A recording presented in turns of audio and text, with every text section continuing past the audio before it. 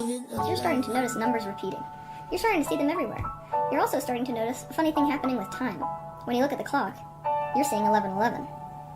What the hell does this mean? I'm lying in my bed at 11:11, trying to make a wish. Got all of these questions, I can mess it up. I really regret it. Guess I'm right on this very second. 11:11. The numbers all go to 11. Look, right across the board. 11, 11, and most of 11. In the beginning, there was nothing. And then there was the Drunken Peasants Podcast. I gotta get a witness. No! Say, man, you got a joint? No, not on me, man. I don't have facts to back this up. It'd be a lot cooler if you did. That's true. Sometimes I cry. Oh! Lick my butthole, he laughed. From the strangest corners of the internet, here to bring you opinions of the world from an altered perspective.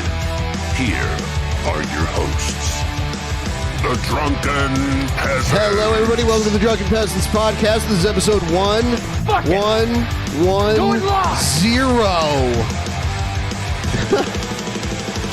1110. We're dangerously close to episode 1111. And we got Brad Jones with us again. Welcome back, Brad. Oh man, I was almost on 11:11. So close. So close. It's weird. Like our 11:11 episode was going to land on 11:10. So we're just like, let's just move it to Friday and do an 11-hour episode. Oh, nice. it seemed right. Mm-hmm. 11-hour and 11-minute episode. Yeah, 11-hour and 11-minute.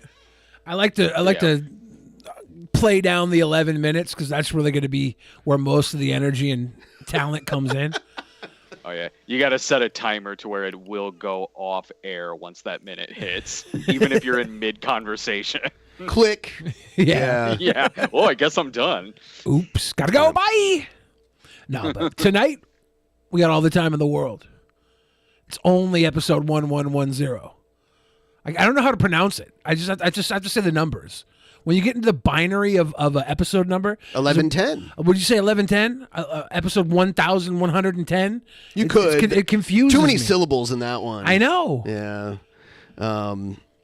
We have to let people know that immediately following this episode, Billy and I are going over to our Patreon to do the latest installment of our ongoing audiobook series. It's a live reaction to the audiobook written by Brent Spiner called Fan Fiction, about the time he was stalked by a crazy fan that we believe the story was inspired by a frequent guest of our show. There's a lot of evidence in the book and without the book. Oh, yes, and he is terrified of her, and there's like a video where he was doing some kind of panel discussion, and someone brought up her name, and he got like really weirded out about it. It was strange. But it made Marina Sirtis laugh, so we know that like the cast busts his balls over it. Yep. So they were all in the book. He wrote a book about it? Yeah, well, it's he like wrote a fiction book. It's a memoir. Inspired by true events. Yeah, but the timeline lines up with when she was like reaching out to him originally, and there's this woman in the book is getting calls from him, which she claims she's gotten, but she's writing him letters saying that she enjoyed her call with him, and he's like, I never called this woman, and it's literally what she says happens in real life too. So yeah, it's it lines Star Trek meets Lifetime. Yeah, Brad with no Lloyd. What kind of world have I walked into? Bring on the cat. Lloyd's sleeping. It's way past his bedtime. You wouldn't wake up a cat just for your own personal entertainment, would you guys? Would you? Only if he gets a cameo request. Then it's like, oh, Lloyd, you got to get up. We got to wish someone a happy birthday. Yeah. So if this would make a really good Lifetime movie, this book. This book, you could hire like B actors to play all the characters. So Gail is a woman that lives in a fantasy world of her own. Like, she believes she was having erotic phone calls with Brent Spiner in the 90s. Yeah.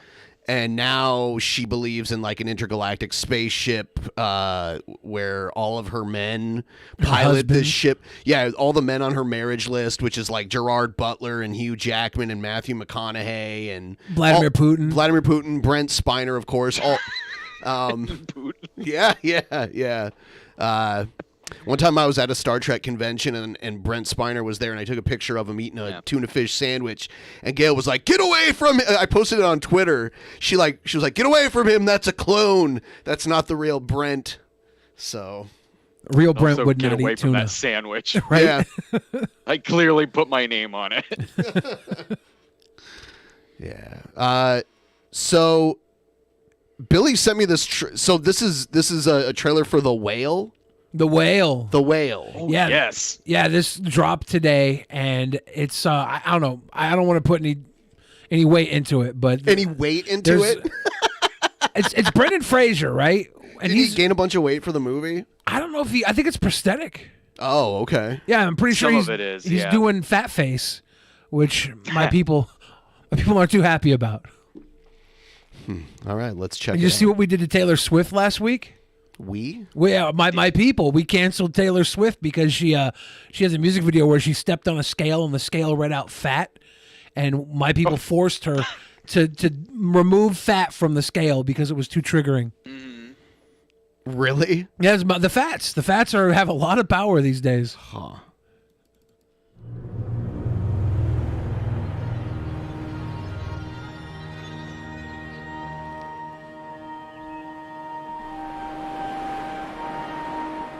I got 11/11 off of work for your special. Oh, thank you. Appreciate you guys.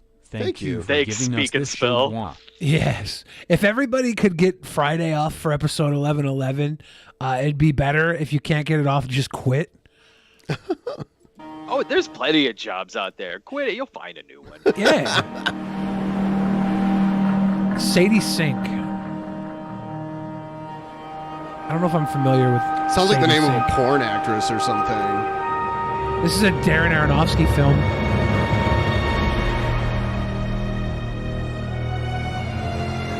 Do you ever get the feeling people are incapable of not caring?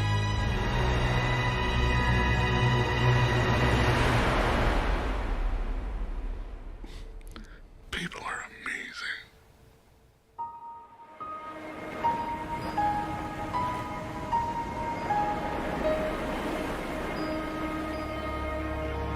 That's it? That's it. It's a teaser. Yeah, they missed out, though. Trailers like that, A24 trailers with critical quotes in it. There's always got to be at least one in there that says a meditation on, and this one didn't do that, so I'm not sure.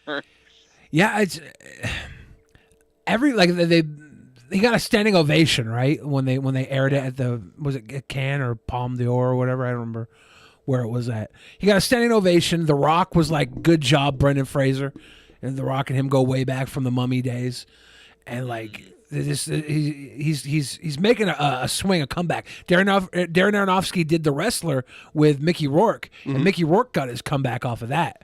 So this could be like Brendan Fraser's big return. But he's wearing a fat suit and fat face. I don't know if we can accept that. There's a lot of fat people that could have had these jobs. When Tyrion Lannister yelled at the Willy Wonka people for Oh, yeah. or was it Willy Wonka? No, it was the Seven Dwarves, right? Snow White and the Seven Dwarves. Yeah. He was like, you can't be casting my people as these dwarves. Then all the dwarves were like, you're taking our jobs. We need these jobs.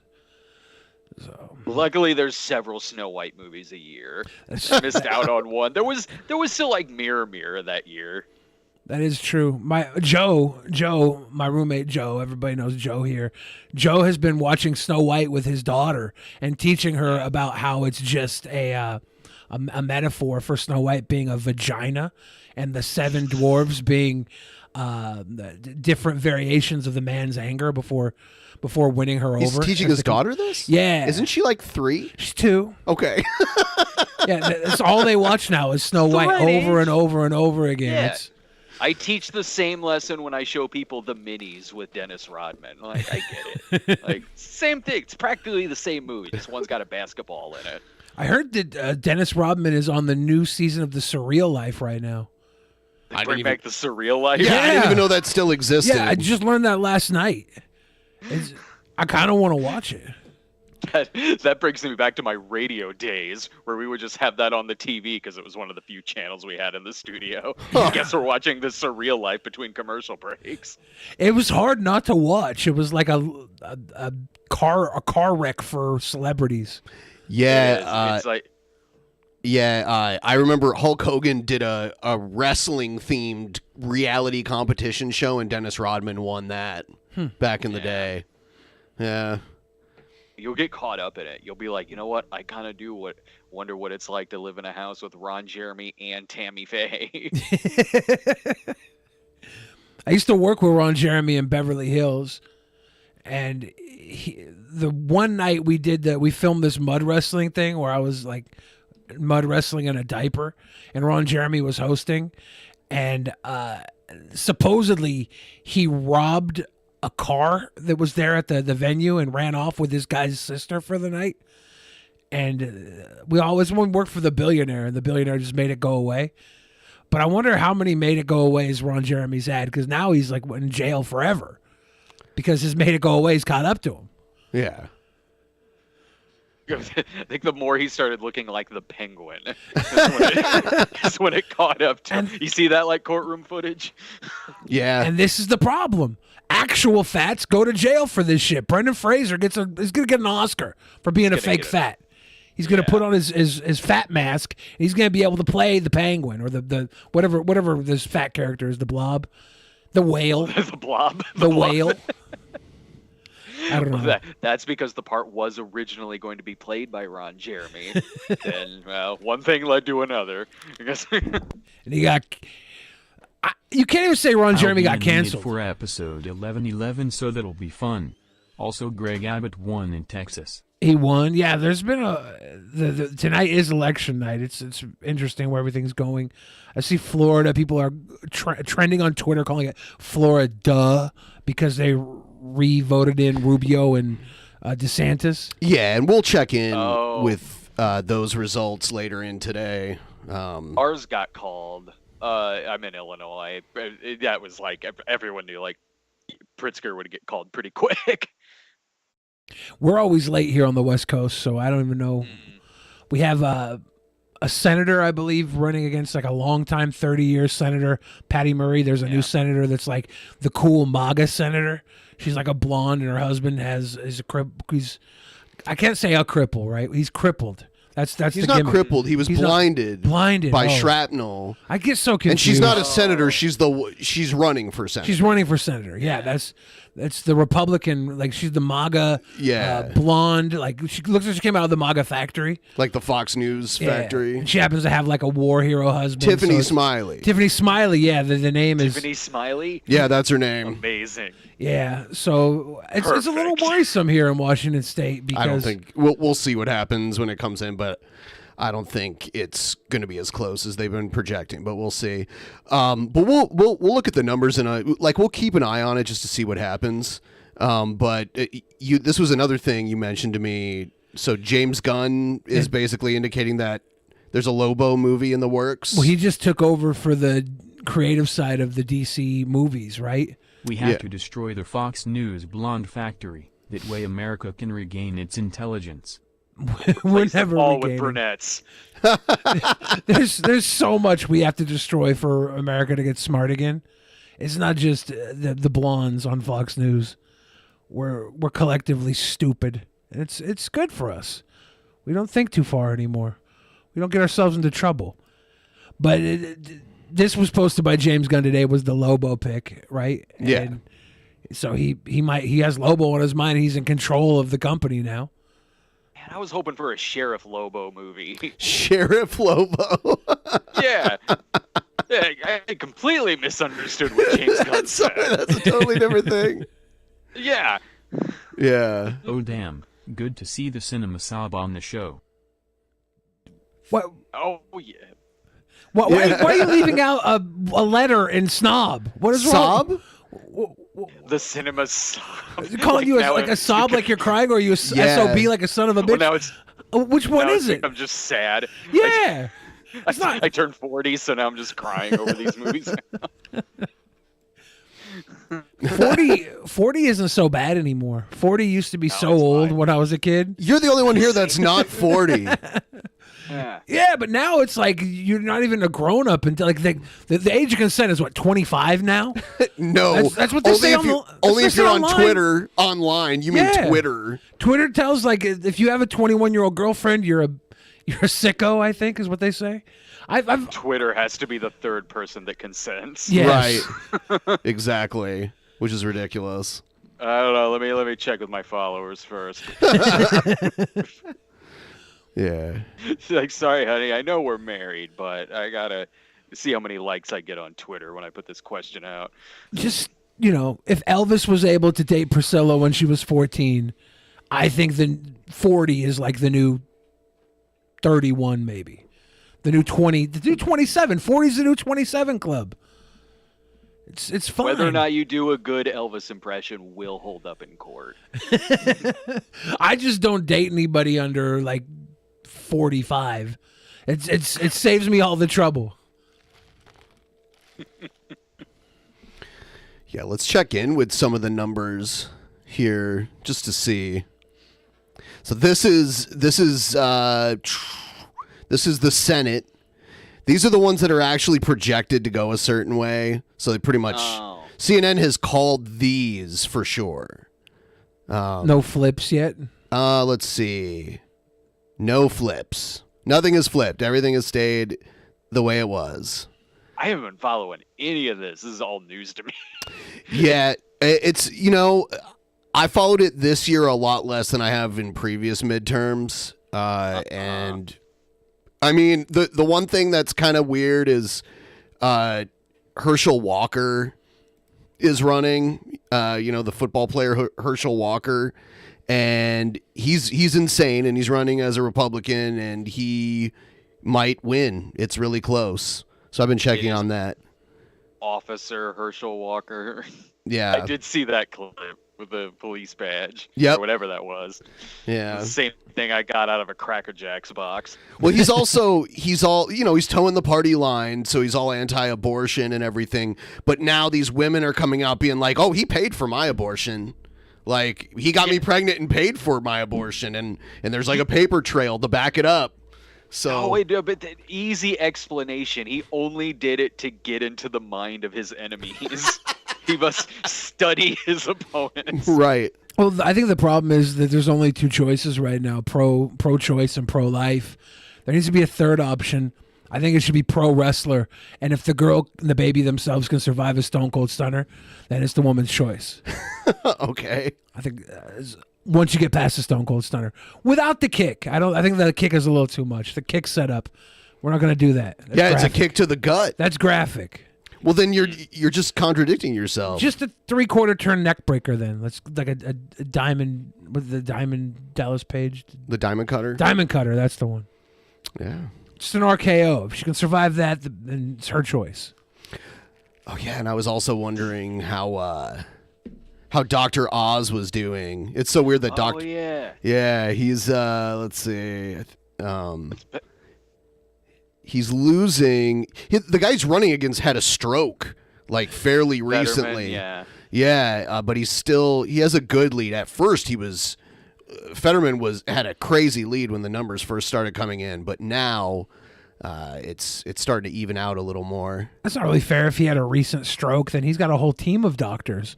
Dr. Oz is all on his own here.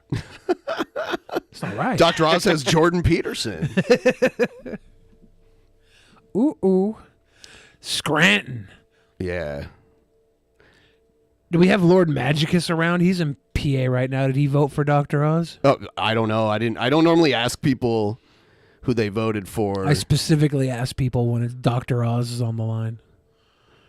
No, I've always been afraid to ask people who they voted for because when I was in the fifth grade, I had a mean nun for a teacher, and I didn't know it was considered rude to ask people who they voted for. So I asked her, and she freaked out on me. And nuns hate children. It's so weird that nuns become like elementary school teachers because they despise children. They're evil. When I was in like grade school, like it was like assignments talking about like who we would vote for. Like, I mean, we're in grade school, so we're not voting, of course, but like we would have to do. It was in the '92 election. I was in like 5th grade, and like we had all had to do like essays on like which candidate did we like and why. And of course, it's all just us like repeating what our parents said. Exactly. Yeah. Yeah. The Nickelodeon vote, the Rock the Kid vote or whatever. Rock the Vote. Was it Rock the Vote? Whatever Nickelodeon did. So. That was Rock the Vote was MTV. I think Nick was like Kids Pick the President or something like that. And basically, it would be a pretty good indicator of how the election would go because they're just mimicking what their parents were going to vote anyways. My class, or if it's write-in candidates and it's like President Clarissa, Alex Mack, our President of the United States. I would vote for Alex Mack. Simply on the simp vote. Like, I don't even care. Alex Mack was everything to me. Like, my class, when we voted in the 92 election, when we had our like little class vote, Ross Perot won. So that was not a good indicator at all. Dude, Ross Perot did good in my class. Yeah, like because I went to I went to a religious school, so it was like I don't know, a majority was Bush. But Perot did pretty good, and it was like literally only 4 was for Clinton. Ross Perot was doing very well up until the awkward absence from the election and the return. He was doing well for a third-party candidate, but he wasn't projected to win any states or anything like that. He was projected to mess everything up. Like he was. It was enough. It was enough for him to disappear, then come back without the momentum. Like it was a noticeable. Yeah. Oh, no. Noticeable run. He went from, like, maybe being able to win a state or two to, like, having no chance of doing anything because he quit and then came back. And when you quit, you're going to lose a lot of people that are like, oh, he already quit. He doesn't even know if he wants this job or not. So he came back in 96. Yeah. He wanted the job. It was obvious that our shadow government threatened his family. Like, right? Like, come on. He came back in 96 because we needed the Dana Carvey sketches back. Oh, my God. Those were great. Yeah, those were amazing. Did you ever see the first episode of the Dana Carvey show where the very first sketch was he was Bill Clinton, and under his suit he had a bunch of teats like a mama puppy dog, and he was nursing like babies and puppies. The puppies were real, like he had like little fake baby dolls, but his teats actually were squirting milk everywhere, and they made it was like really thick, like gelatinous looking milk like coming out of.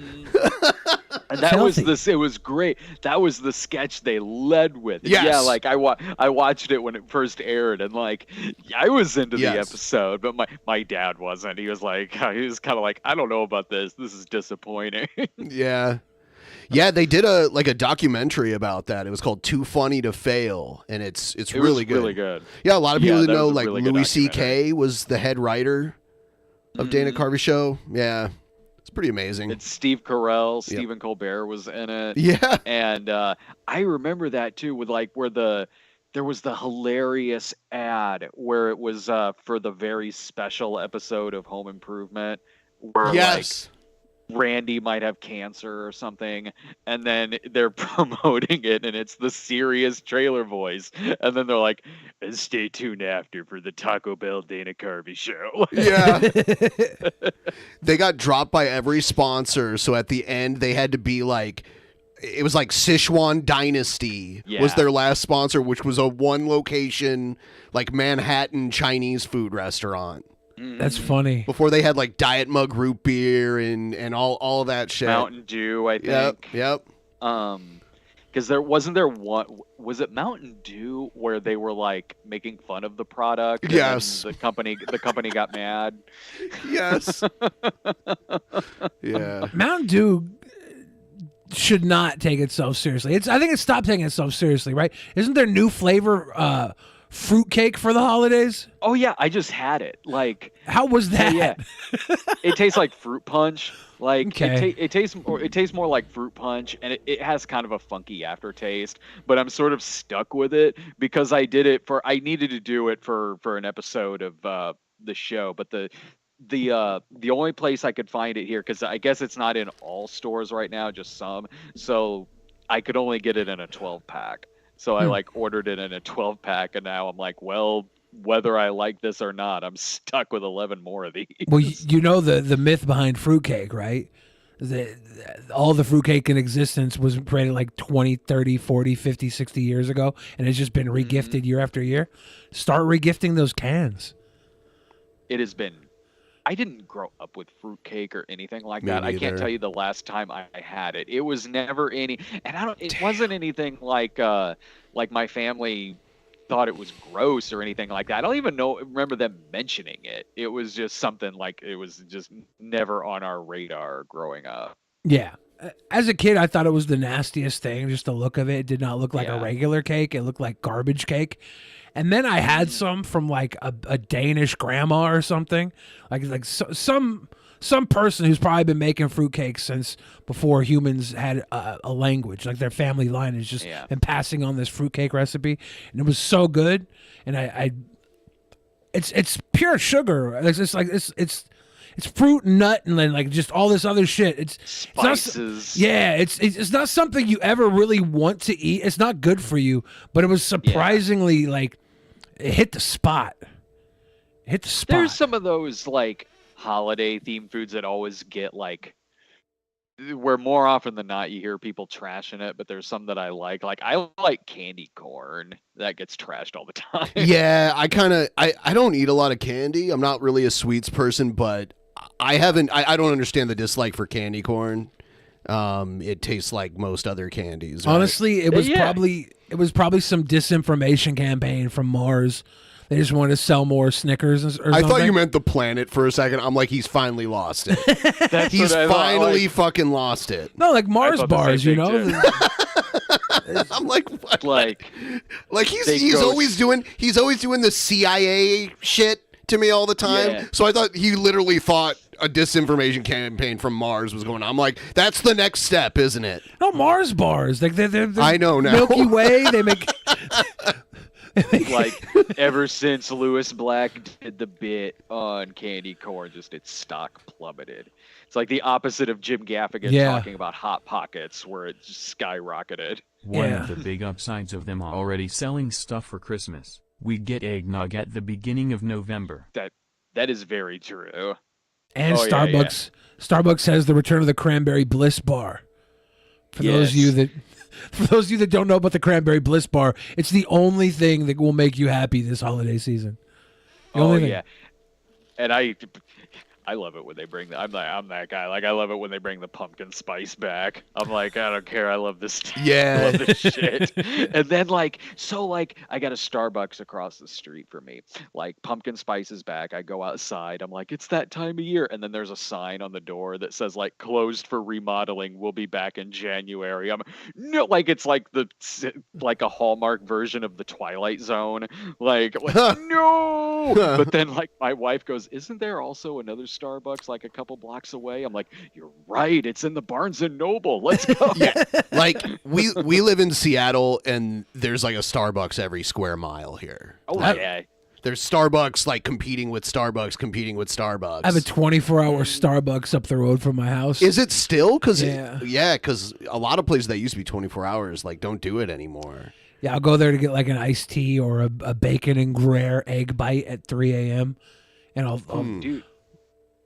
Yeah, like the one across the street from us is, I don't know what they call it. I don't know if they call it like Starbucks Max or something, but I'm not sure. It's one of those like luxurious, for lack of a better word, Starbucks where it's got like a bar inside. Is it a reserve? Starbucks Reserve, yeah. Yes, yeah. Yeah, there's only a Yeah. few of those in the States, and I do think one of them is in Chicago.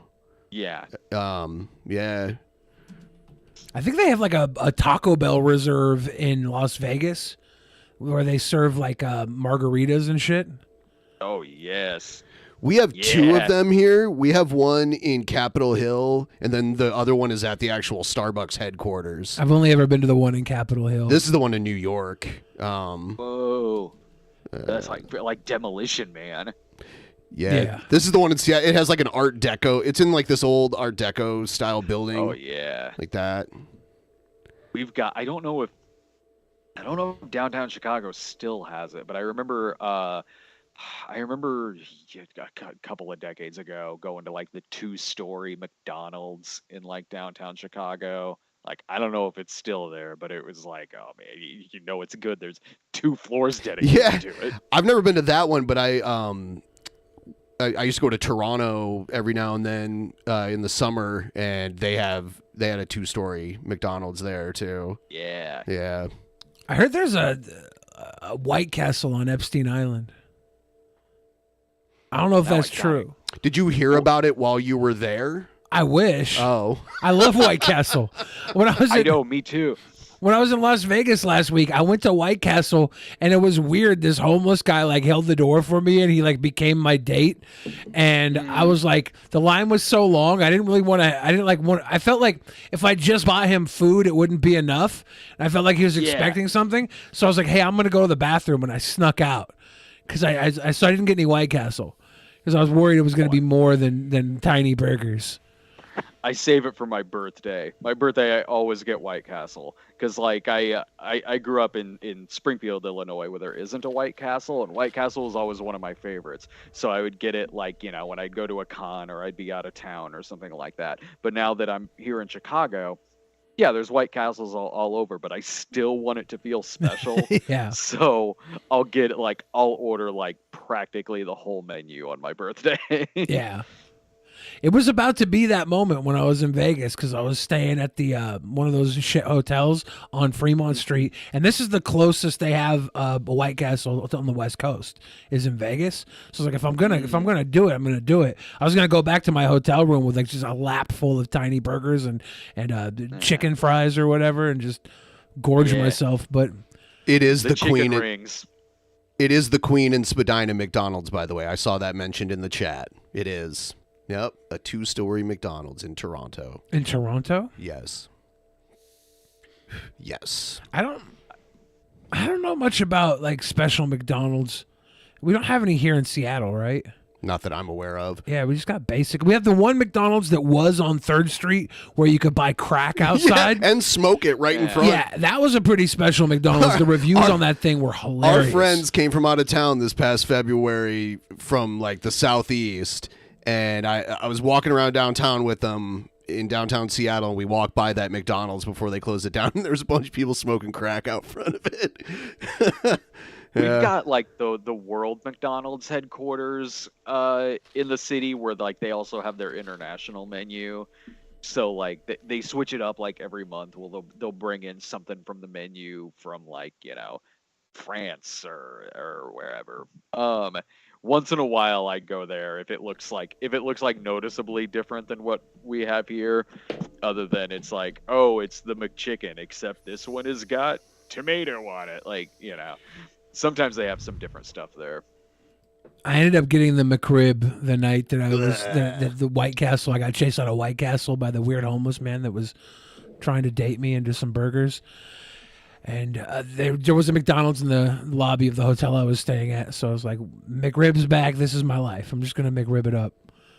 Oh, yeah. I got my McRib last week. Like, I get it as soon as it comes back every year. Well, they're claiming this is the last year for McRib, right? They always Who's say that. they? Like, McDonald's. Ronald McDonald himself. Yeah. He came out and he was like, hey, this is the last time ever for a McRib. And I don't know what that means. Like, are they just playing with our emotions, or are they really like It's this? like, is what I think it means is sort of like, I think it was either last year or the year before where they said like the McRib is back for the first time in 10 years, and you go, wait, no, it's not. It's back like every single year. But what they meant, I think, was more so on like a very large national scale, like for like literally each one of their stores, I guess. Okay. And maybe that's what they mean by farewell tour, where there will still be like a number of McDonald's next year that have the McRib. You know I how hope that's many? what it means. You know how many Rolling Stones farewell tours there's been?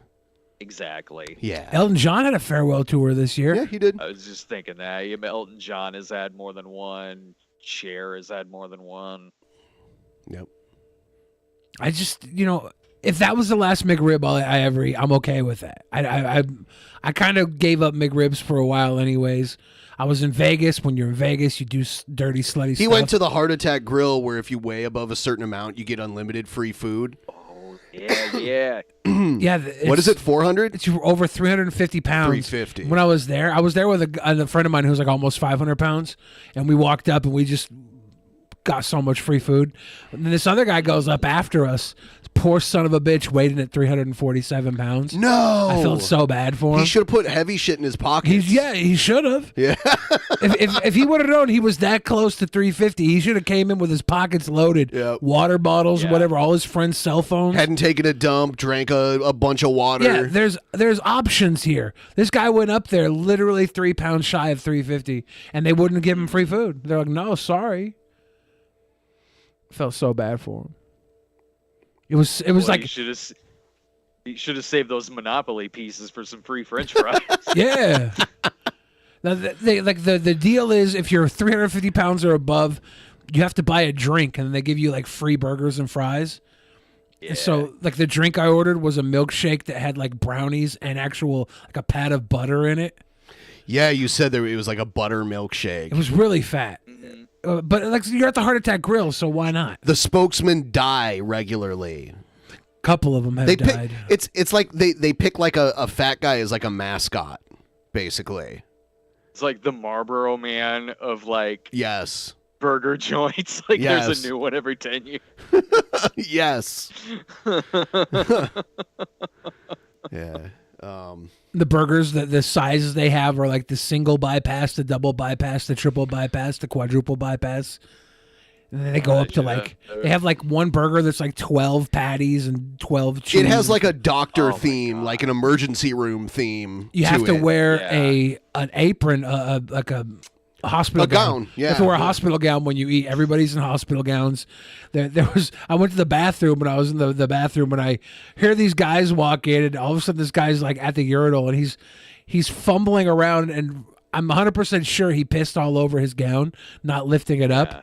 Because when I got out of it, he had the gown off, like he had thrown it away.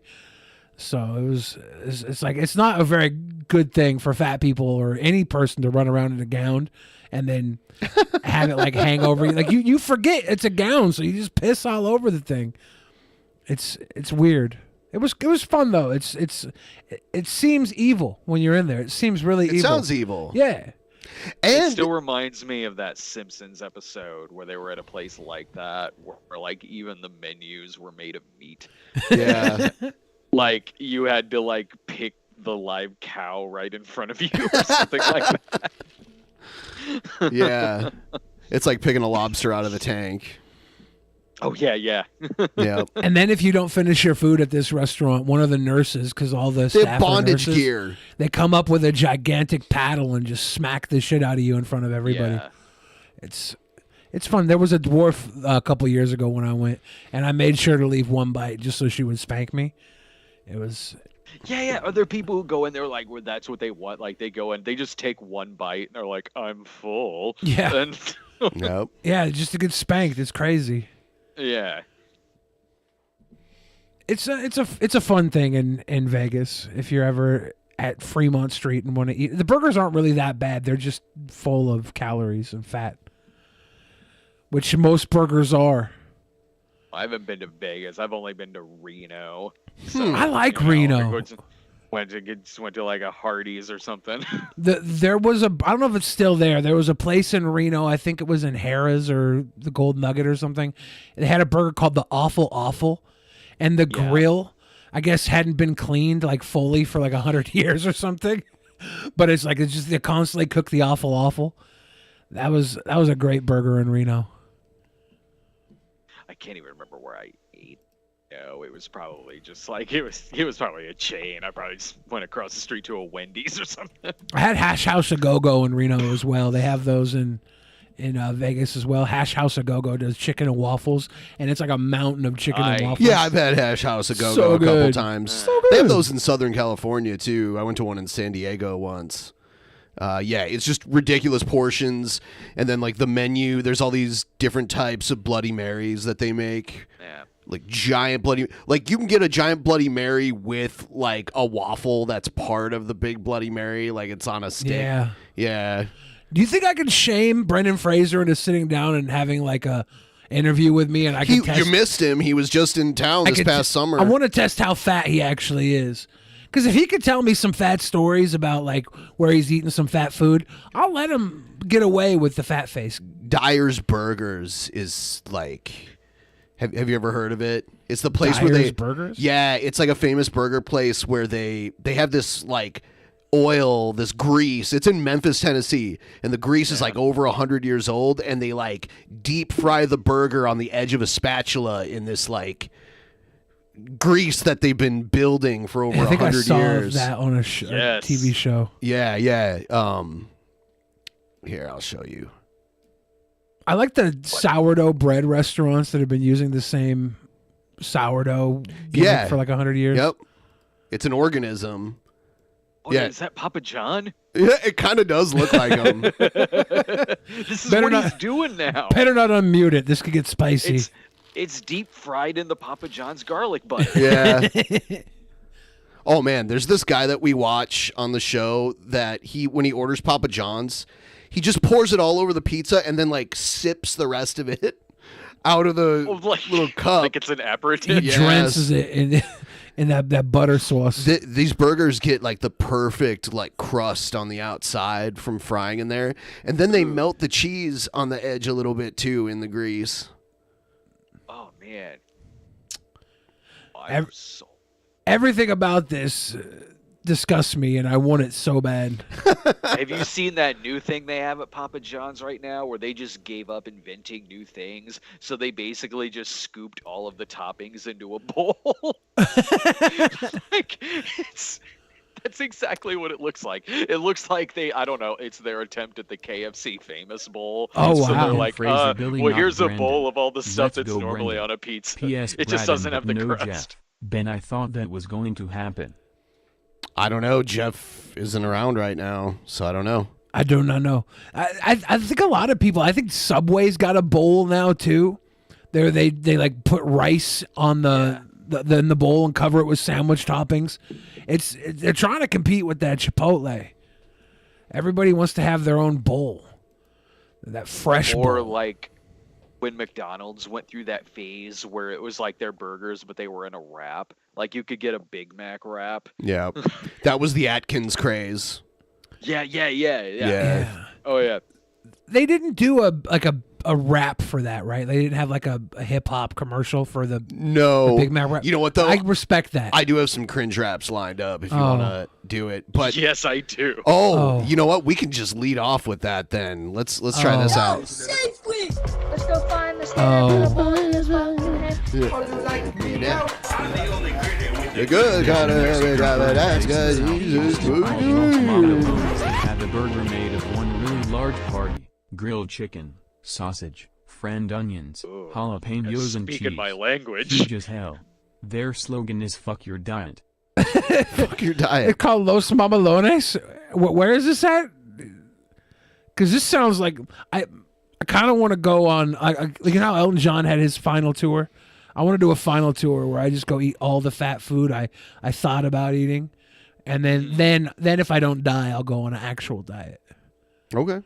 Just the world tour. This is in South Houston. Vegetarian after that. I like how you called it friend onions and not fried onions. Friend onions. Fried really is like onions my are friend. our friends. Yeah. They are. I love onions, so I feel like I could call them my friend. Yeah. They let me cry in front of them, so we're on a. That is true. Anybody you're comfortable enough to cry in front of is your friend, right? Yes. I'll tell you what. I'll accept most onions, but not shallots. Well, you gotta get shallots. I just won't allow the shallots. No, I like shallots too. So there's nothing Billy loves more than teacher rap. Oh When God. teachers rap. Oh, I love this already. So many teachers love to rap. Oh. She wrote this during lockdown. If you don't want to get detention, listen to my rap on education. I'm your teacher, it's not like you have a choice. You're gonna have to listen to my voice. The school system in France may not be perfect. Hour after... Is this in France? I was just gonna say, maybe this is like kicking where she's from.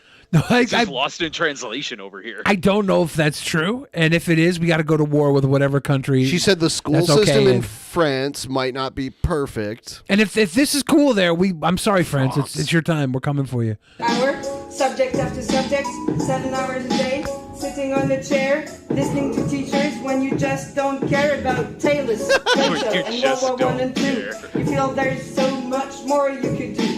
You may be feeling you're wasting your time in class. First French, then physics, then English, then math. One day, 1 week, 1 month, it's so vain. Doing the same things again and again. You're only waiting for the next vacation. Is that what they call getting an education? Did she go out and buy this this hat to be more hip hop? To be more hip hop? I don't know what it happy? is. It's like a submarine or like I think a it's whale. a whale It's a in the style of like Native American drawing. I think. Needs to be sideways. Like, I do give her props for not including the phrase "and I'm here to say." I mean, that really is the bottom of the barrel. That is the classic. I'm also giving her props for not going into the Kanye Jay-Z rendition of their Paris song. That's good. Although she did add "like you just don't care," so that's close. You to cringed I'm here really to hard say. on that one. Yeah, Like, these are always so hard for me to watch. If we are all just another brick in the wall, why do we bother coming to school at all? But hold on a minute, try to think outside the... No, hold on a minute. You can't just reference Pink Floyd like you're slick. Pull the brick out of the wall and maybe drop it on your head, please. The box. Look out the window. Stop looking at the box. If you didn't go to school, you wouldn't understand me. You speak French, for sure. English, maybe. But even though I agree, some things need to be fixed. I'm pretty sure you can't learn everything on Netflix. Reading and writing for you. Yeah, but we don't go to fucking high school and chill, right? Like, Netflix isn't about learning. It's about... This is like the Asylum remake of Dangerous Minds. It is. Oh my God. Where's Coolio at? He needs to break this up. It seems easy. You've had access to books since you were what? 3? Honest. Oh, you're giving up now? You're frustrated now? You can't stop. You chose this life. You finished this crap so we can make fun of you. This is not the resolve I need out of a cringe teacher. You're losing energy. Some of these cringe teachers, they'll be like really into it. Oh yeah. And you're like, oh, you wish you weren't a teacher. This one, I don't know where she got this idea for being a good. She doesn't seem to want to do this at all. Like, is she being held hostage? The teachers that are into it, the students are being held hostage. Yeah. And this time it's This so I never had a teacher rap like this, but the closest thing I can think of that came to something like this is we had a teacher. This was on a high school. We had a teacher who he did look a bit like Andy Kaufman, and we would mention that sometimes to him. We would be like, "You look a little bit like Andy Kaufman." So, in the last class of the year, he took that and ran with it, and decided to, in front of the class, do the Mighty Mouse. Oh my God. Where he did, and it was for a guy who did look a lot like Andy Kaufman. This was just one of the saddest. This is things. no thanks to rap. It didn't turn out well. Like it was awkward, and we were all just sitting there stuck watching this. Which, in a way, I think Andy Kaufman might have appreciated, because we were all sitting there cringing and awkward. That sounds glorious.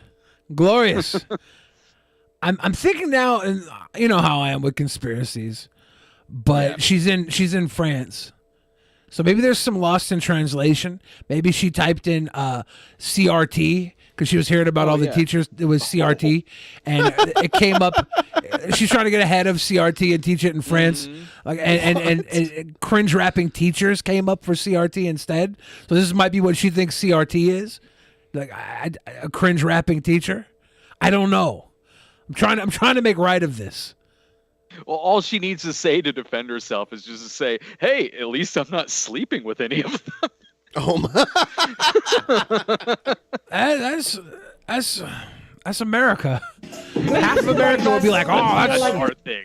Yeah, friends can't have that. Some kids have to walk for hours in the rain. Going to school for them is a chance and a privilege. And what stops some of them from falling from the edge, saving them from life, pain, and labor? Now I hope your life doesn't seem so sour. Education is important. There's 1,000 ways to say Are the kids crying right now? Because I'd be crying. I'm just wondering why the oh yeah, clap. What? Yeah. She got an ovation. No. Yep. Was that Listen to piped that. in? No, I don't Was think that so. edited in? I don't think so. You scared the puppy. I didn't realize there was a puppy back here. I was too busy dying from this. Yeah. Hi, puppy. Well, there's the logo for Red Dog Beer behind her on the wall. Yeah. This is some royalty-free beat she found on YouTube or something. Yeah. All right, here's another one. This is not a teacher rap. The average. Oh, Denny Blaze. I gotta go pee really bad. I've seen this Average Homeboy one. Okay, I'll be then back. we I gotta pee though. Okay. I'm dying over here. Okay. We'll wait then. And if he's already seen it, maybe we'll just skip to the next one. We'll see. Here, I'll show you this this Brent Spiner thing. It's really interesting. Along with stardom comes a lot of attention, some wanted, some unwanted. And there's this woman named Gail Ford Schuler who's become see how his mouth went up?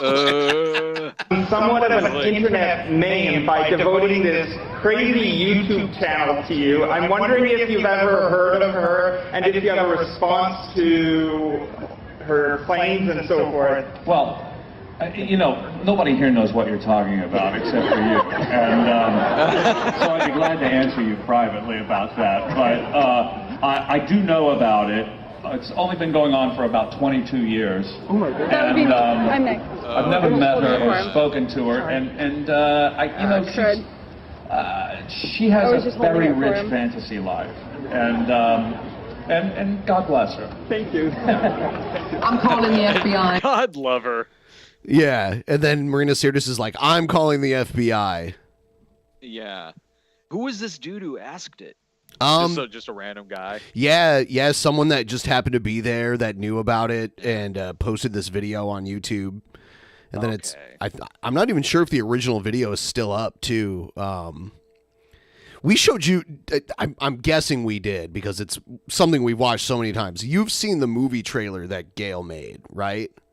No, I don't think I have. I don't think I knew about this till you guys brought it up at the beginning. Okay. Yeah, she's an interesting lady. She's a really nice lady. She's just obviously she lives in like kind of a weird fantasy land in her mind. And she made a movie about Brent Spiner being sexually assaulted, and she plays every character in it. Like, is this movie on IMDb? I wish it was. It's not. I don't think it is anyway, but maybe. Yeah.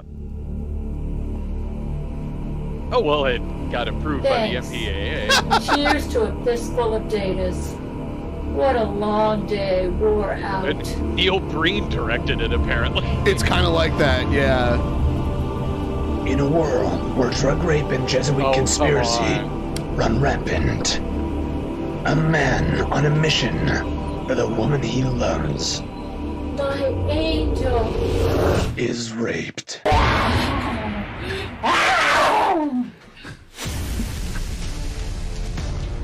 Director Gail Cord Schuler with producer Gail Cord Schuler. How did she manage to ride up and down all 18 inches of my erect penis? A Gabrielle Chan film.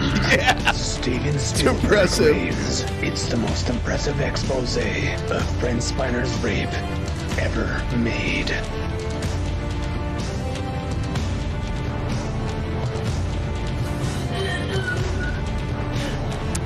Oh no.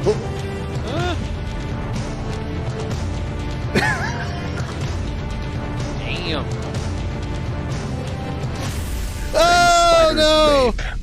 Oh, what? No! No! Don't drink the Jesus juice, Macaulay Culkin! You're going to get raped! You're going to get raped! Coming fall That's the of post-credits 2012.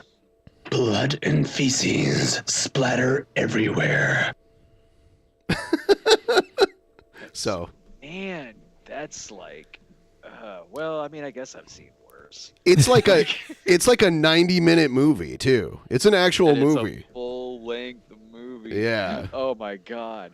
If it Now if that it was Brad called mentioned Neil something else, Breen, I might be doesn't able to Gail do a look like a review on female it. version of me? Yeah. Yeah. It's got quite the title. Yeah, with the title, I'm like, oh well, this would get hit with limited ads before I even post it. Exactly. I think the actual the trailer's still on YouTube, but the actual full movie got taken down. It did? Yeah. It got flagged down. We watched it for a private show, right? Yeah, we did. No. I'm sure it's on like Cinemageddon or something. To Yeah. Pirate Bay. I found it on her actual website because she has an actual website that's like a blog and stuff. Yeah. Is she still around? Oh, Like, yeah. Does she still do stuff? Yeah. Yeah, I just talked to her yesterday. Actually, like. Oh shit. Okay. Yeah. Yeah, she's a nice old lady. You know. She's a sweet woman. Yeah. When you get past all the wild craziness, she's just a. I'd take her to a 2-story McDonald's. She's a stalker with a heart of gold. Now, are we gonna get back into cringe rap? Yes, we are. We are. People are telling me to play the Average Homeboy thing. Do you think it's probably like copyrighted or something? I have no idea. Okay. Oh, I hope that teacher rap is good. Like That she probably copyrighted isn't. Before you start watching my video, I just want to say a few words. It's just So this was made in 1989 or what? Probably, yeah. It's The audio's rough because I was running it for myself. Oh man. And David the track Koresh is still is just a an keyboard. underrated rapper. David, it does look like him. He just needs like the 5 o'clock shadow beard and the glasses. Yeah. I wanted to put my ideas down on videotape so you can see what I'm trying to market. Since the time that I've made the videos, I've been working in a recording studio to get the sound that I need. I've been working on tracks for behind me, Sound is and I've already also been You know the song is going to suck when it requires an explanation before you listen to it. Like, let me just put a 3-minute explanation in there before you hear it. He's been leveling up though. Didn't you hear? You just say he's been working on the tracks behind him. working on smoothing out my rapping. He's making his own VH1 storytellers. Right. Yeah. Before so pretty they much were if you can memes. understand what I'm trying to market, I think once you hear my audio demo, you'll just be blazed. And rapping's a way for me to express my point of view. blazing right And now. in mainstream music right now, there's not a middle-class average guy telling his point of view that's white. Any white I wonder rapper that's why. out there right now claims to be from the streets of urban areas. I'm not trying to be anybody that I'm not. I'm just a middle-class guy trying to express myself. And so hopefully by watching my videos, you can see that, and you can see how marketable it is. And I'm knocking on every door. He lives with his mom, right? Like the curtains and everything. He lives with his mom. Probably, but this is white privilege. You get a set of curtains like that when you move out of the house. That I can to get my big break. So hopefully you can help me get my big record contract. Yeah. It sounds like Blue Monday. The editing style of Alf's music video. You're the one that's out of this world. That was his song, Alf's song, man. It was ridiculous.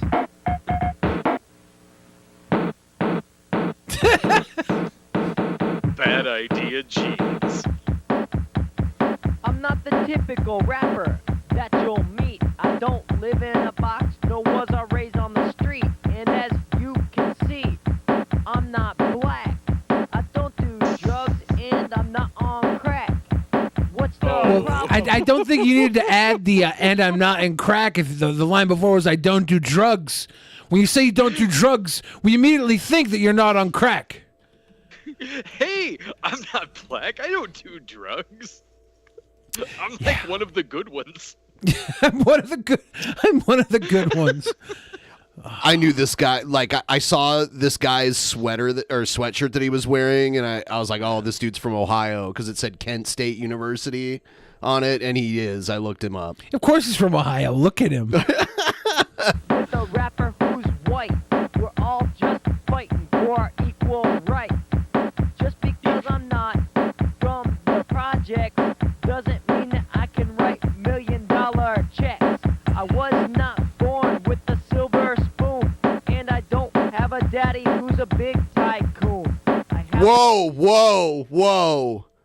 He doesn't have a daddy who's a big tycoon. Oh, okay. What do you mean? He's right here. He's dressed like one of the Menendez brothers. Which would explain why his daddy's no longer a big tycoon. Yeah. Every day, if I want the money to go out and play. He doesn't even know how to work with like the breaks in the music.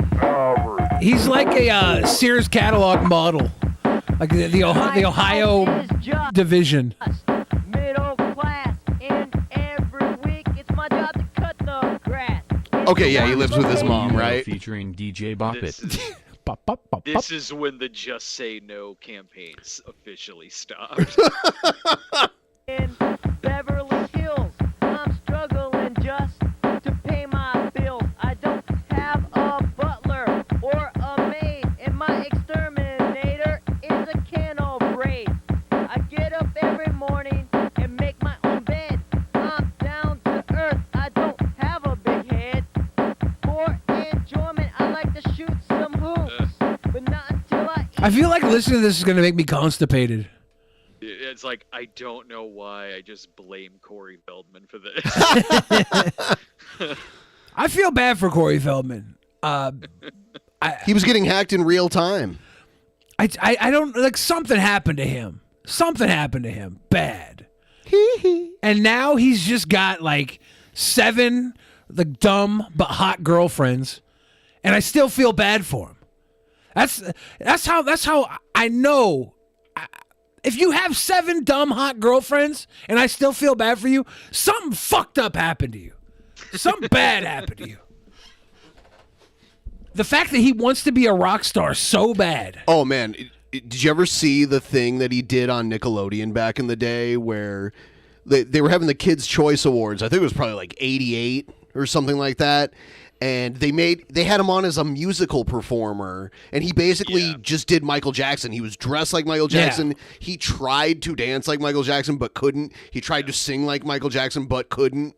So he was like a talentless version of Michael Jackson. I was watching an old musical performance of his, as I often do, and it was like, I don't know, from the early 90s, and it was like a live, I think it was on a stage, but it was like part of like maybe like a Maury Povich or something, pre-Maury Povich. It was like it had that feel though. And then out of nowhere, there was like a little cut of a clip, and it was like a woman like in a weird sexual position tied to a pool table. And then it cut back to him in studio performing. And then in the comments, someone left a long comment like at 1 minute and 47 seconds when it cuts to the girl on the table. This is a known footage of a girl that was missing from Florida. And this was a snuff film. And the editor of this film put that in there as a secret code. And I'm like following this rabbit hole for an hour and a half. And I'm pretty sure this is all true. And I'm just bringing it up right now so everybody can do the work for me and tell me I'm stupid for believing it. But it's been stuck in my mind for like a year and a half since I watched this clip. And I need to know if this girl's really dead or not. So someone find this clip I'm talking about. Search all over the internet and put 2 and 2 together whether or not I've just been trolled by a internet comment or if this woman really was part of a snuff film interjected into a Corey Feldman video. Look through all the snuff films Yes. you can find. Yes, because I don't have the time, okay? I don't have the time to look through all the snuff films and find this girl. Oh, you know who we have to check up on today during the election? Remember her? I've seen this one. Remember her? Yeah, we watched this before, but I'm refreshing everyone's memory. Listen up right here. There's a new name on the ballot for the Senate this year. My name is Linda Paulson, Republican and awesome. Love God and family and the Constitution. I tried to get another conservative to run. Nobody could do it, so I'm getting it done. I'm pro-religious freedom, pro-life, pro-police, the right to bear arms and the right to free speech. I want less government control and regulation, want to stop and expose all political corruption, where's integrity, morality, accountability. Government programs should lead It's funny how they say they want less government, but then they want to like throw in people in jail for abortions, and they don't want weed to be legal or anything like that. So it kind of sounds like more government, right? They just want different government. Against regulating these beats. Yeah. Self-sufficiency. She does rap better than the last guy. That's the worst part. As the fundamental unit of society. But in schools, they're pushing for new beliefs. And just to clarify, as a female adult, I know what a woman is. I mean, it's because it's not like she isn't getting her message out. Like that's right. Yeah, as a female adult, she just throws in that very shitty rap bar. It didn't have any flow, had no hustle. No, it was all transphobia. Right, that's all. It was just a transphobic jab at the end. Not a fan. That's all it was. If she would have made her transphobic line and it was a hot bar, I'd have been like, okay, old lady. Okay, old lady. Touche, you asshole. But Touche. This is like she just throws it in there. Performs that every Friday at Bridge Club. At Bridge Club. All right, Is she have an election going on tonight? Yeah, that's what. Yeah, she does, but the numbers aren't in for Utah yet. I don't think the polls have closed. Oh fuck! over This there is yet. Utah. Yeah. This is Utah. the hardest. This is the hardest rap song to drop out of Utah in like 16 years. If she's Mormon, I gotta show my wife. You know what? She might be state senate and not. Yeah, I think it says state senate. So that means that it's not it's not the federal position; it's the position within the state. Okay. So I'll have to look that up and see. I'm searching Linda Paulson, Utah, right now. Yeah, I think she's a state senator. So she. I'm gonna see if she's Mormon as well. She probably is. Most of them are. She's the District 12 candidate for Taylorsville, Kearns, Murray, and West Valley. This might be the hottest rap song to ever drop over West Valley. So I don't know. Hey, nigga, talking all that shit. No, we not. We going to kill it. Go in the kitchen. Nigga, no, we going to kill it. True extension. Nigga, no, get it. This is her opponent in the Utah race. Lit. I'm the Senate now.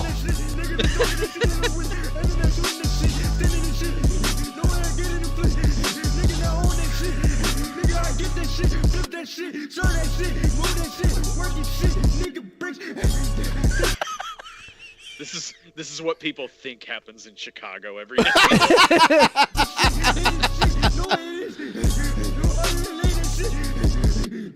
He's just going.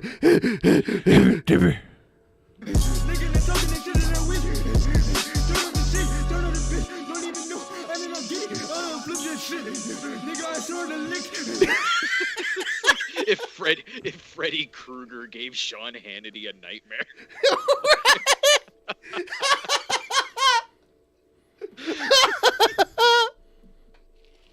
Oh my God, it's true.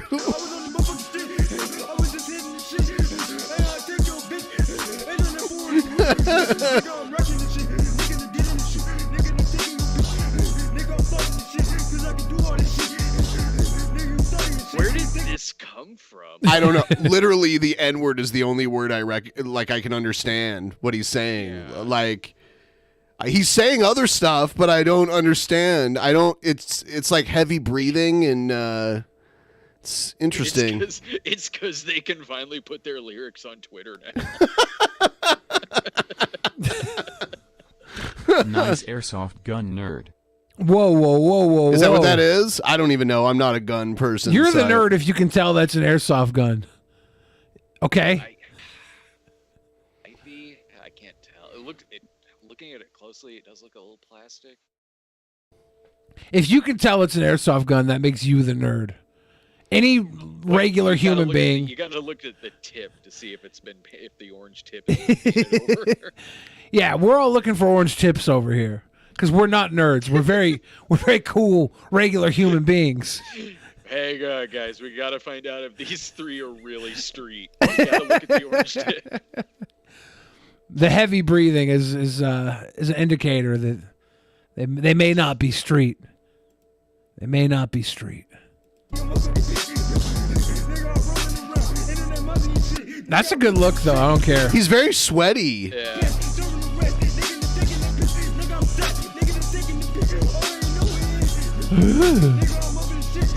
What happens when we don't have Charles Bronson to patrol the streets?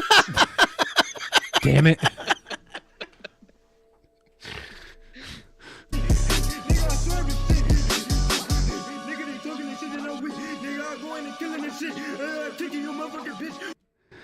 Damn.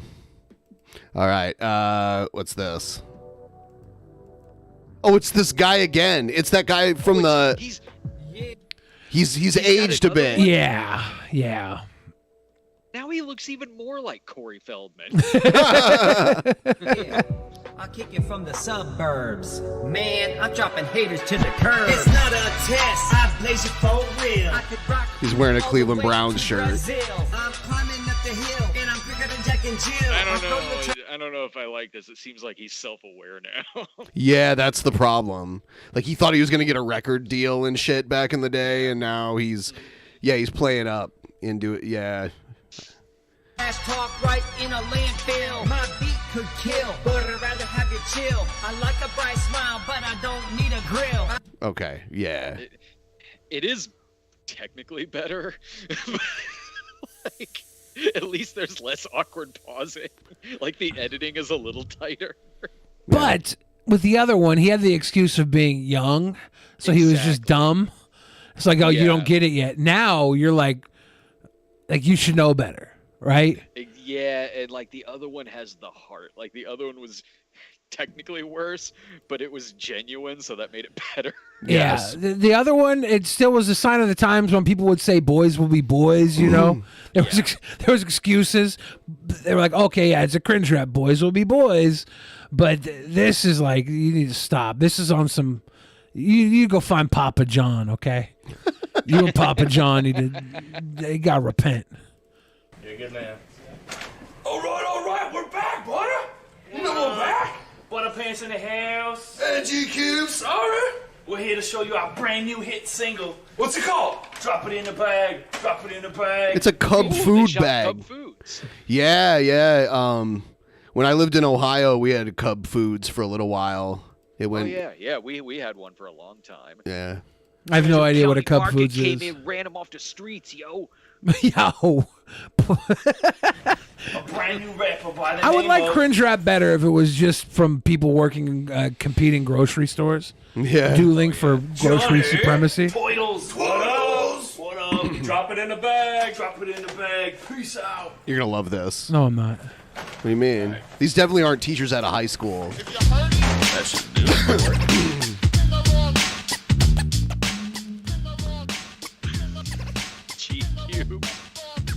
Make a change.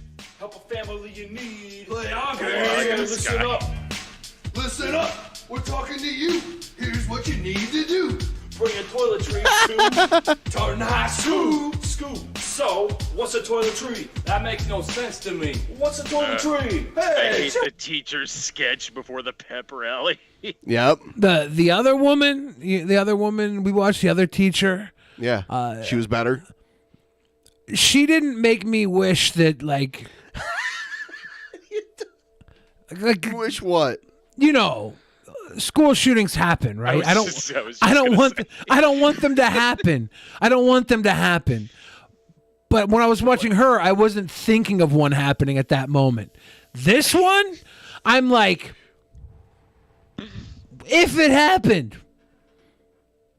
Tragedy, right? Tragedy. No one wants it to happen. Yeah, it'd be tragedy. There is an exception to everything. Obvious tragedy if it happened. But this would also no longer exist, and that's... It's a wash. It's a balance, right? There's a balance here.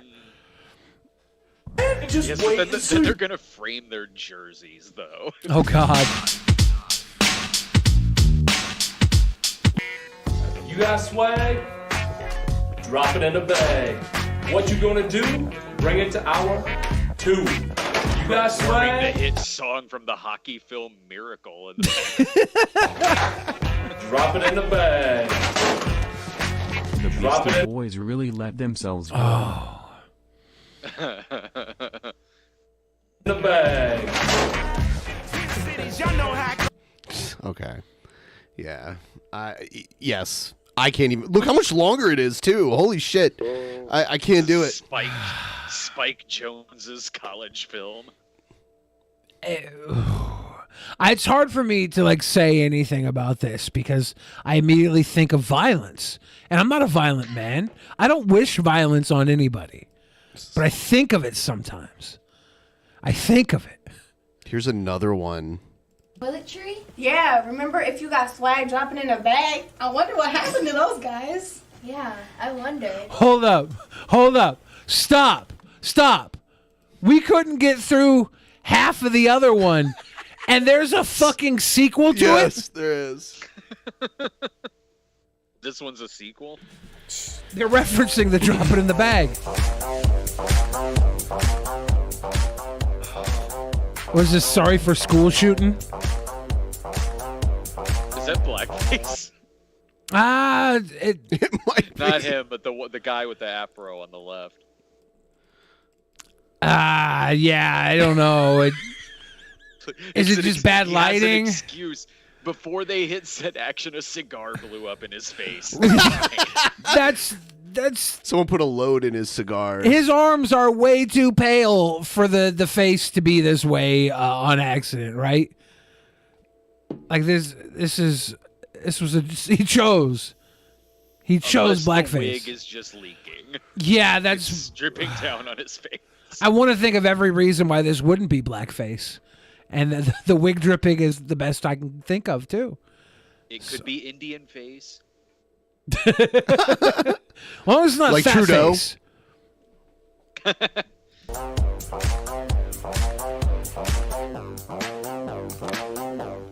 We go walking on by, girls be looking like, who's those guys? I'm hip to the beat, walking on the street talking about PFC. Yeah, this is how I roll. MC Butterpants out of control. Here's GQ with the big old fro, and Johnny Turtles, we got the flow.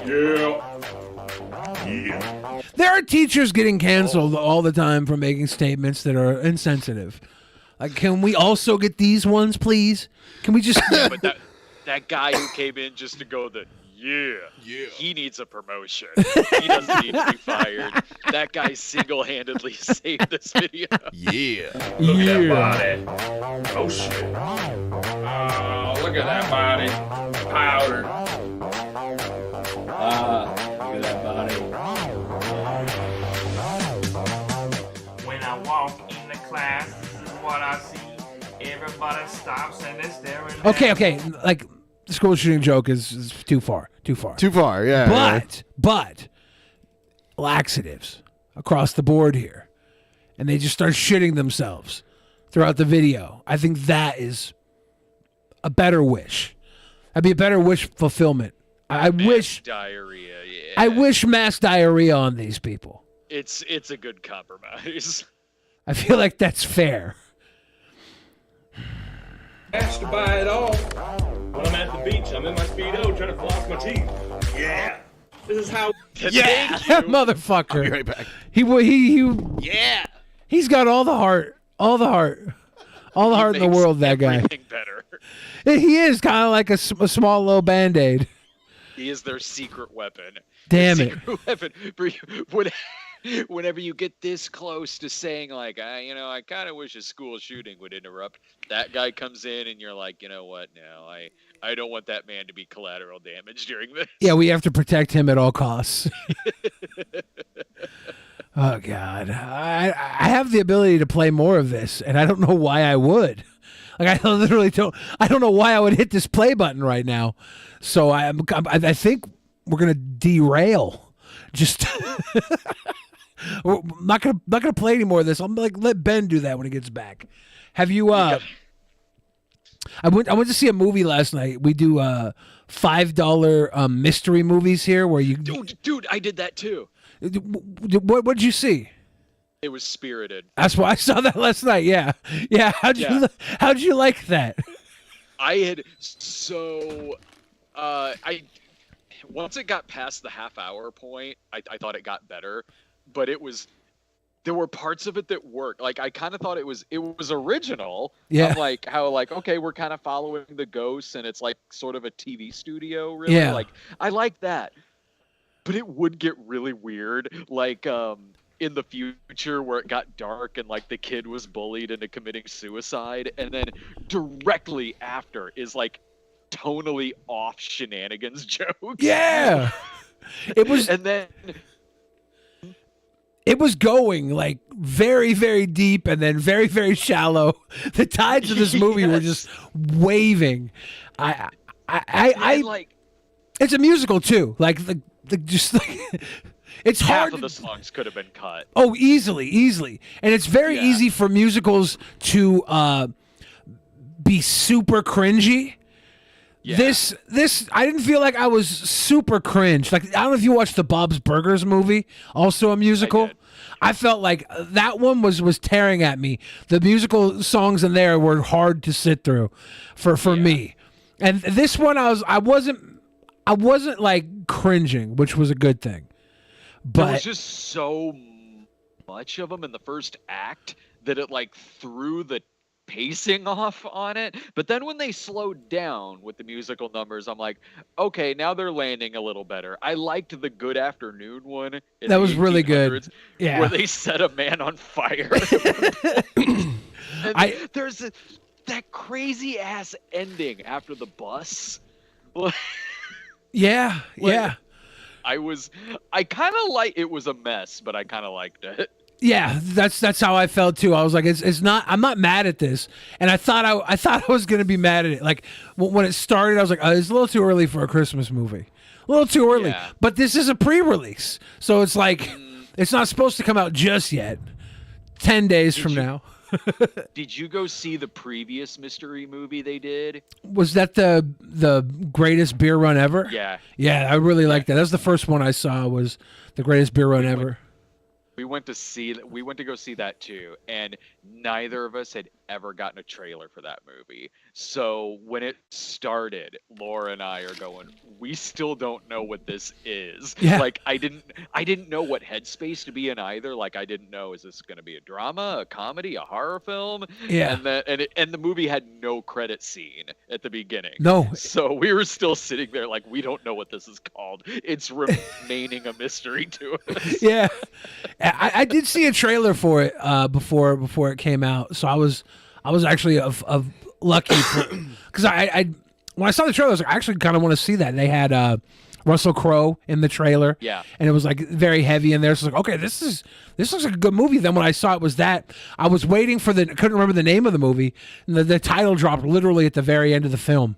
So I was like the whole time, like, what is the name of this? So the way I put it together, what it was I think earlier that afternoon, I was looking at a list of stuff coming out, and I only saw that title. Like, I didn't see who was in it or what it was about. I just saw the title, The Greatest Beer Run Ever, and just in my head, I probably thought, oh, is this like a throwback 80s high school comedy or something? And I didn't look into it beyond that. And then when we were watching that movie, when it got to the part where they're in the bar with Bill Murray, and then Zac Efron is like, I'm going to deliver them beer. And then it hit me in the head like, wait, I'll bet this is that movie. And I looked it up and I looked on my phone and it was like 30 on Rotten Tomatoes. I'm like, oh, well, we... I'm really excited for Iron Claw to come out. You know, the Von Erich... It's based on the Von Erich family. They were like a prominent pro wrestling family in the 70s and 80s. One of the saddest pro wrestling family stories. It is very sad. and Zac Efron is playing Kevin Von Erich, which is the only Von Erich brother that's still alive. And I saw pictures of him. He's jacked. He's crazy jacked. Yeah, they're filming right now, and the pictures of him on set just leaked this week.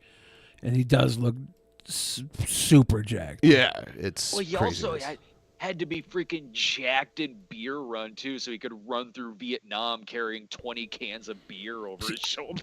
I liked the beer run movie. I thought it was fun. I was. It was okay. Like I wasn't mad at it. No, I wasn't mad at it. Like there were good scenes, like the part on the helicopter where that CIA guy just chucks the dude out of it. Like Yeah. I'm like, it had a few good scenes in it.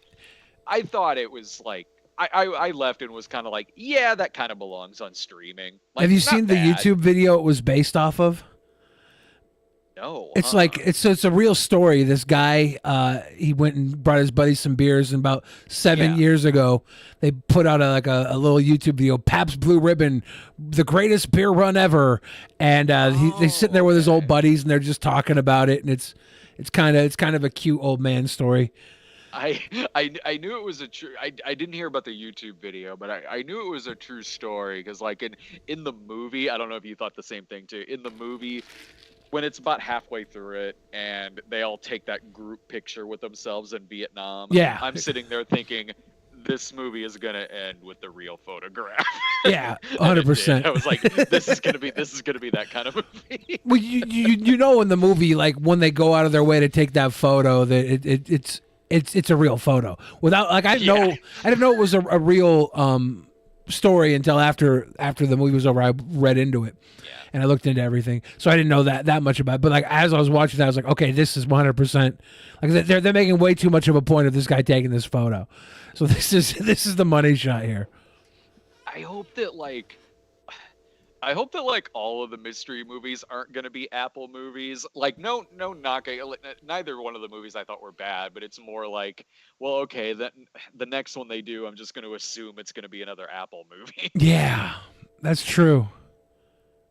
Make it something like Terrifier 2. I still haven't. I didn't catch that when it was in theaters. I don't know if it's still in theaters or not. It is. Yeah, it's still in theater. It's really good. Like you should check it out. I almost went to see it a couple of times and then backed out. But I don't know. Yeah, it's being held over for a few weeks because it's like doing crazy well.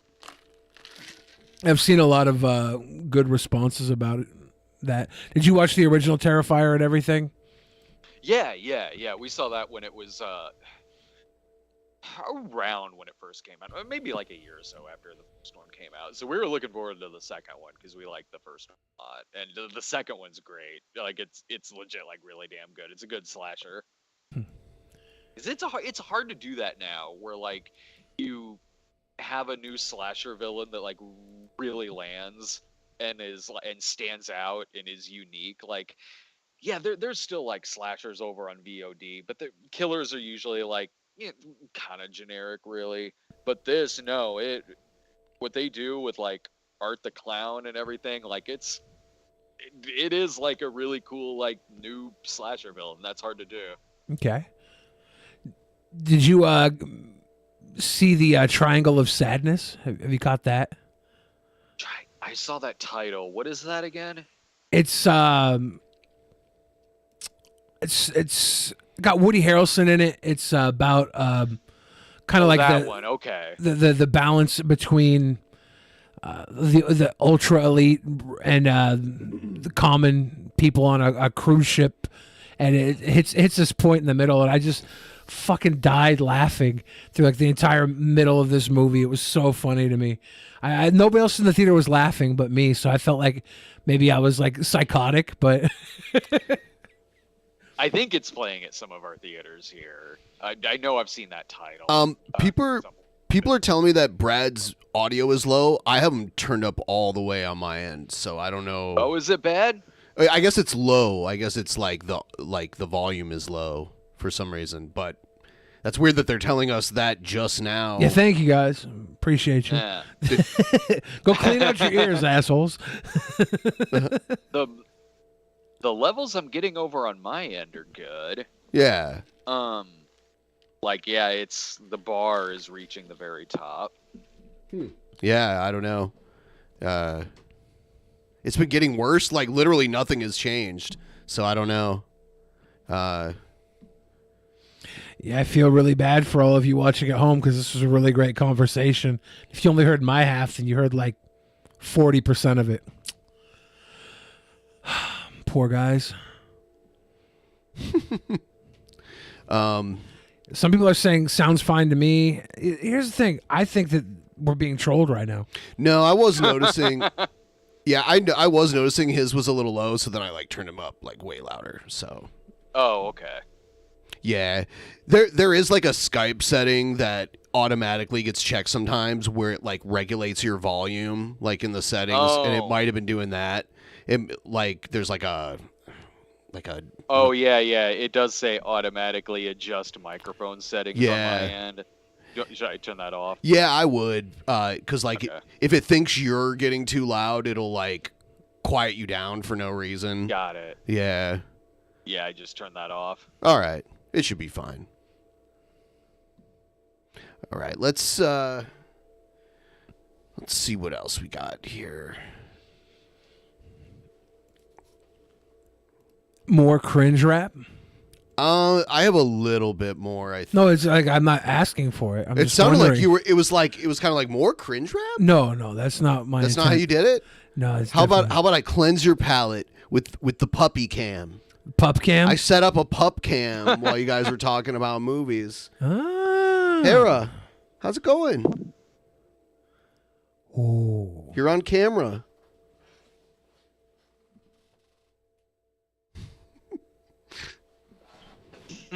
Yeah. Small. Oh no. Uh-oh. You sitting up? Uh-oh. Did You're I fine. disturb her? She realizes she's on camera now, so now she's She's getting posing for everybody. self-conscious. Yeah. That couch could be used as a green screen. It has been. Anywhere right now. Yeah.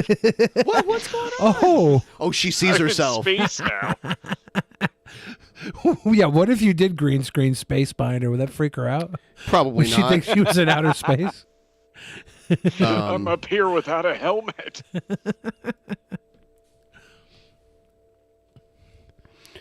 No, it would probably be fine.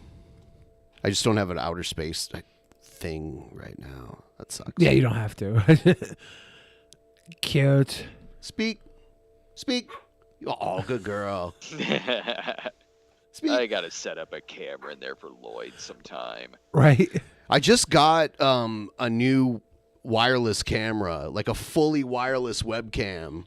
I couldn't find one for the longest time, and I've been testing it out. It works pretty amazing. It just uses like your Wi-Fi network to connect to your computer. Lloyd's a cat, so I know if I set up like a cat cam or something on a spot that he normally lays at, if I set that up and turned it on, he would then, just to be a dick, he would then never lay in that spot again. Would you like get some cat bait toys to put around it to like guarantee some action? All I would need is he usually likes the box anyway. So like the toys he'll typically ignore. He just goes for the box that comes in. So if I put a cardboard box in there, I could probably set up a Lloyd cam. All right. Let's do.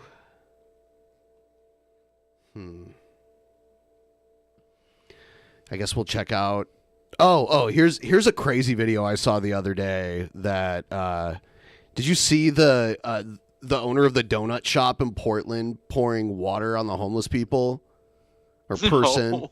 I think so. I saw on Jeff's timeline. I think There's a lot of homeless people in Portland, like more than most cities I've been to, and there's also a lot of donut shops in Portland. this was in Eugene, right? Or you know what? You're right. It is Eugene. I was wrong. It's not Portland. It is Eugene. That was my bad. I was wrong. Yeah, this is actually in Eugene, Oregon, which is pretty far south of Portland.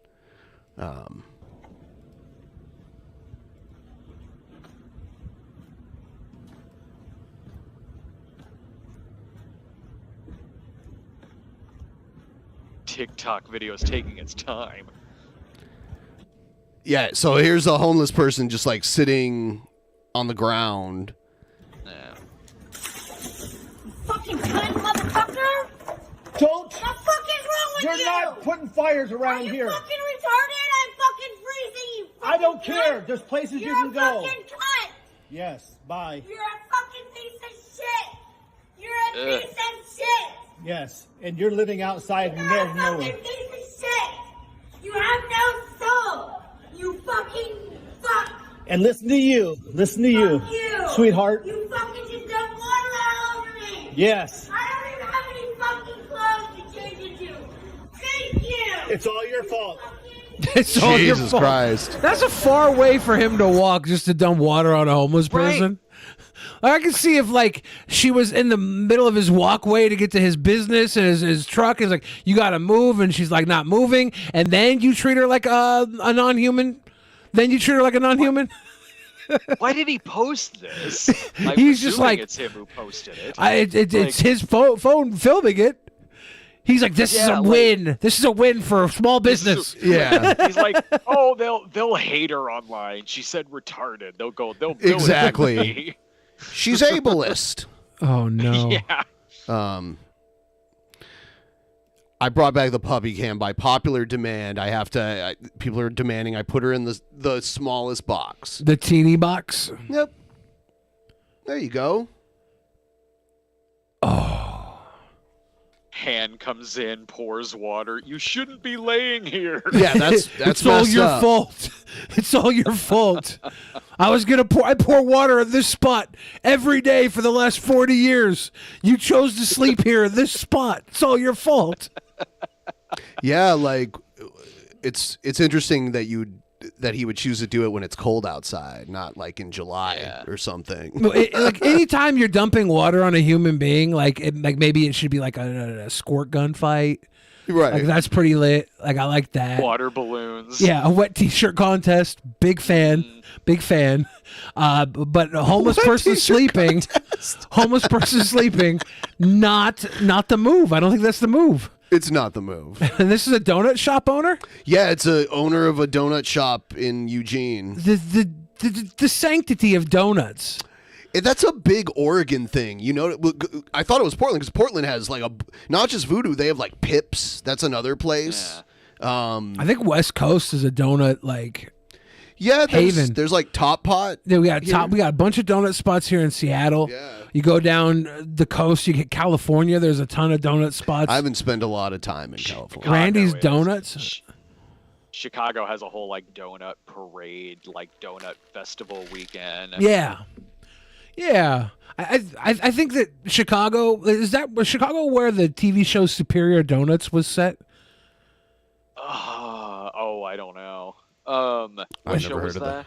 It was. I think it had Judd Hirsch, the taxi guy, was like the owner of this donut shop, and it was a couple of years ago, short lived, but I remember watching it because it had donuts in it.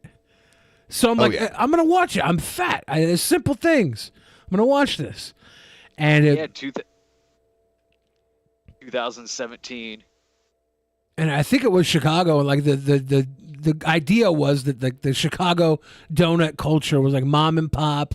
Everybody like went to this shop like it was Cheers, but instead of beer, it was donuts. You know, and it had a good feel to it. I know California's got big donuts. Oregon, Seattle, the West Coast might be more about donuts. And then the donut shop owner is a hero. The homeless have had it too good for too good for too long. They've been having free donut smells for far too long.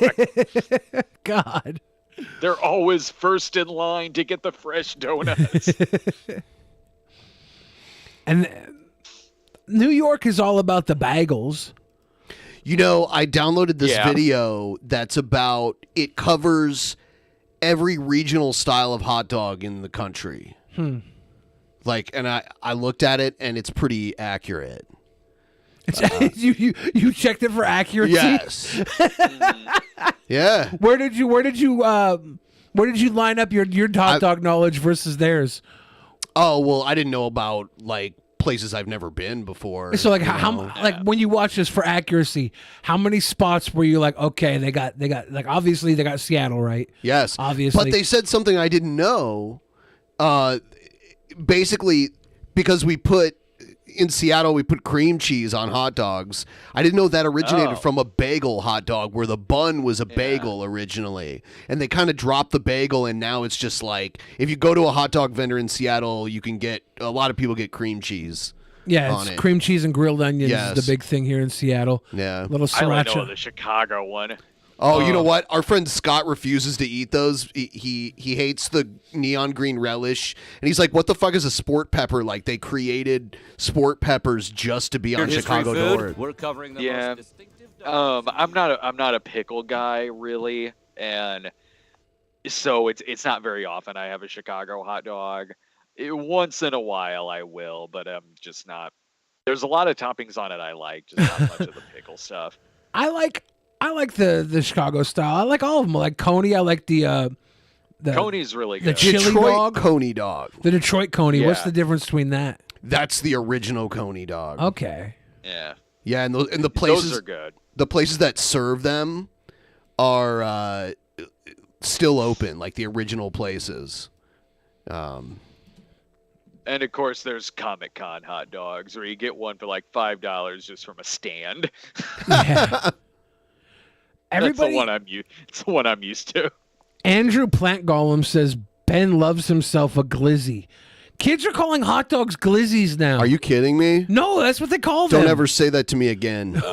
I will never partake in this. Yes. I want to start. I want to like become the hot dog eating champion just so I can be the glizzy eating champion. Yeah. Yeah. Anyway, yeah, this video is really long, but it goes through like a lot of them. They have the Skyline in Cincinnati. I come from the birthplace of the corn dog. Oh, That's yeah? not bad. Corn dogs are great. It's called the Look at cozy. that. Corn dogs are really good. Yeah, they call it the cozy dog. Have you seen these Korean corn dogs they do now? No. Yeah, they have those everywhere here. Yeah, the evolution of corn dog. They put like bits of cheese and stuff in the batter so that it melts around the dog. Yes. It's pretty amazing. What the fuck I is? used to get so excited when my dad would get the frozen hot dogs when I was a kid that had the cheese in the middle of it. Yeah. Yeah, this is from Skyline in Cincinnati. What's this Sonoran dog they showed here? Oh, that's next. That's probably in Arizona, I think. It's probably from Arizona. What's going on in there? There's like a mango or guava or something. A riotous hybrid of Mexican that looks and American flavors that the locals love, comprising bacon-wrapped sour cream? sausage, Bacon-wrapped nestled sausage. inside a Bacon-wrapped? bolillo-style bun. The dogs are griddled on a flat top, allowing the fat to crisp and seal the bacon to the link, then smothered with pinto beans, tomatoes, green salsa, grilled and raw onions, mushrooms, Grilled and guacamole, raw. and shredded cheese. I often do grilled and Not a raw. mushroom guy. Hmm. I just love onions in general. I'm not a mushroom guy though. Billy is the popular. fastest glizzy guzzlers in the West. There is evidence. Bang bang, booty butt gang. By Ooh, he came ravenous with college receipts. students. Yeah, it sounds like a hangover tonic. It became Is that in so a torta sought after bread? That in one Yeah. 2015 survey, It more looks than 200 good. vendors had the dog on their menu in Tucson alone. Yeah, I'd eat that. Yeah, so would I. Toledo's Hungarian hot dog. This is like Tony Paco's. Yes. Iconic sausage is said to have originated in the early 1930s when Tony Paco, the Ben, Hungarian I hate to American owner I of hate a to say this. You kind of are the glizzy king. I know you said not to bring it up, but I don't like that word. you know you're glizzy is sandwich all and I'm ice cream saying. shop in Toledo, Ohio, took a thick Yeah, this is like the famous restaurant in my hometown. They used to cater the MASH tapings. Like if you ever watch old episodes of MASH, Corporal Klinger, okay. he always talked about this place. Hungarian Yeah. sausage called a kolbász and sliced it in half lengthwise. The result was similar in size to a standard wiener. Paco served the dog on a sausage roll topped with So it's its like a Detroit Coney dog, only it has a Hungarian sausage spicy instead. chili sauce and put it on the And the menu. spicy garlic pickles. You've had those. Yeah. My mom will send me. See, I am a pickle person, so my mom will send me like a giant jar of the pickles from this place. menu for a nickel. The creation was a hit and helped Well, Tony and his it's wife only a Rose nickel. I've open got to try it. the original We need a Tony time Paco's machine. restaurant in 1935. The Paco profile grew more prominent over the years. Yeah, famous people like Burt Reynolds, they sign hot dog buns and then they stick them to the wall. in there. 1972, actor Burt Reynolds stopped for dinner and famously autographed a hot dog bun, starting a tradition that blossomed into Tony Pacco's wall of... So they have like a wall of fame all over. This is the original restaurant. They have locations all over the area, but yeah, this one's in a really old building. I guess I didn't know there were so many different ways to make a hot dog. It's ridiculous. I mean, Chicago shows you that because Chicago's just about like excess on all their like deep dish pizza. You know? Deep dish I love. I heard someone tonight talk shit about deep dish. They were defending New York pizza. They said you don't have to like just one. You can like both. They said 3 pounds. I like them both. They said 3 pounds of cheese and undercooked dough. You call that a pizza?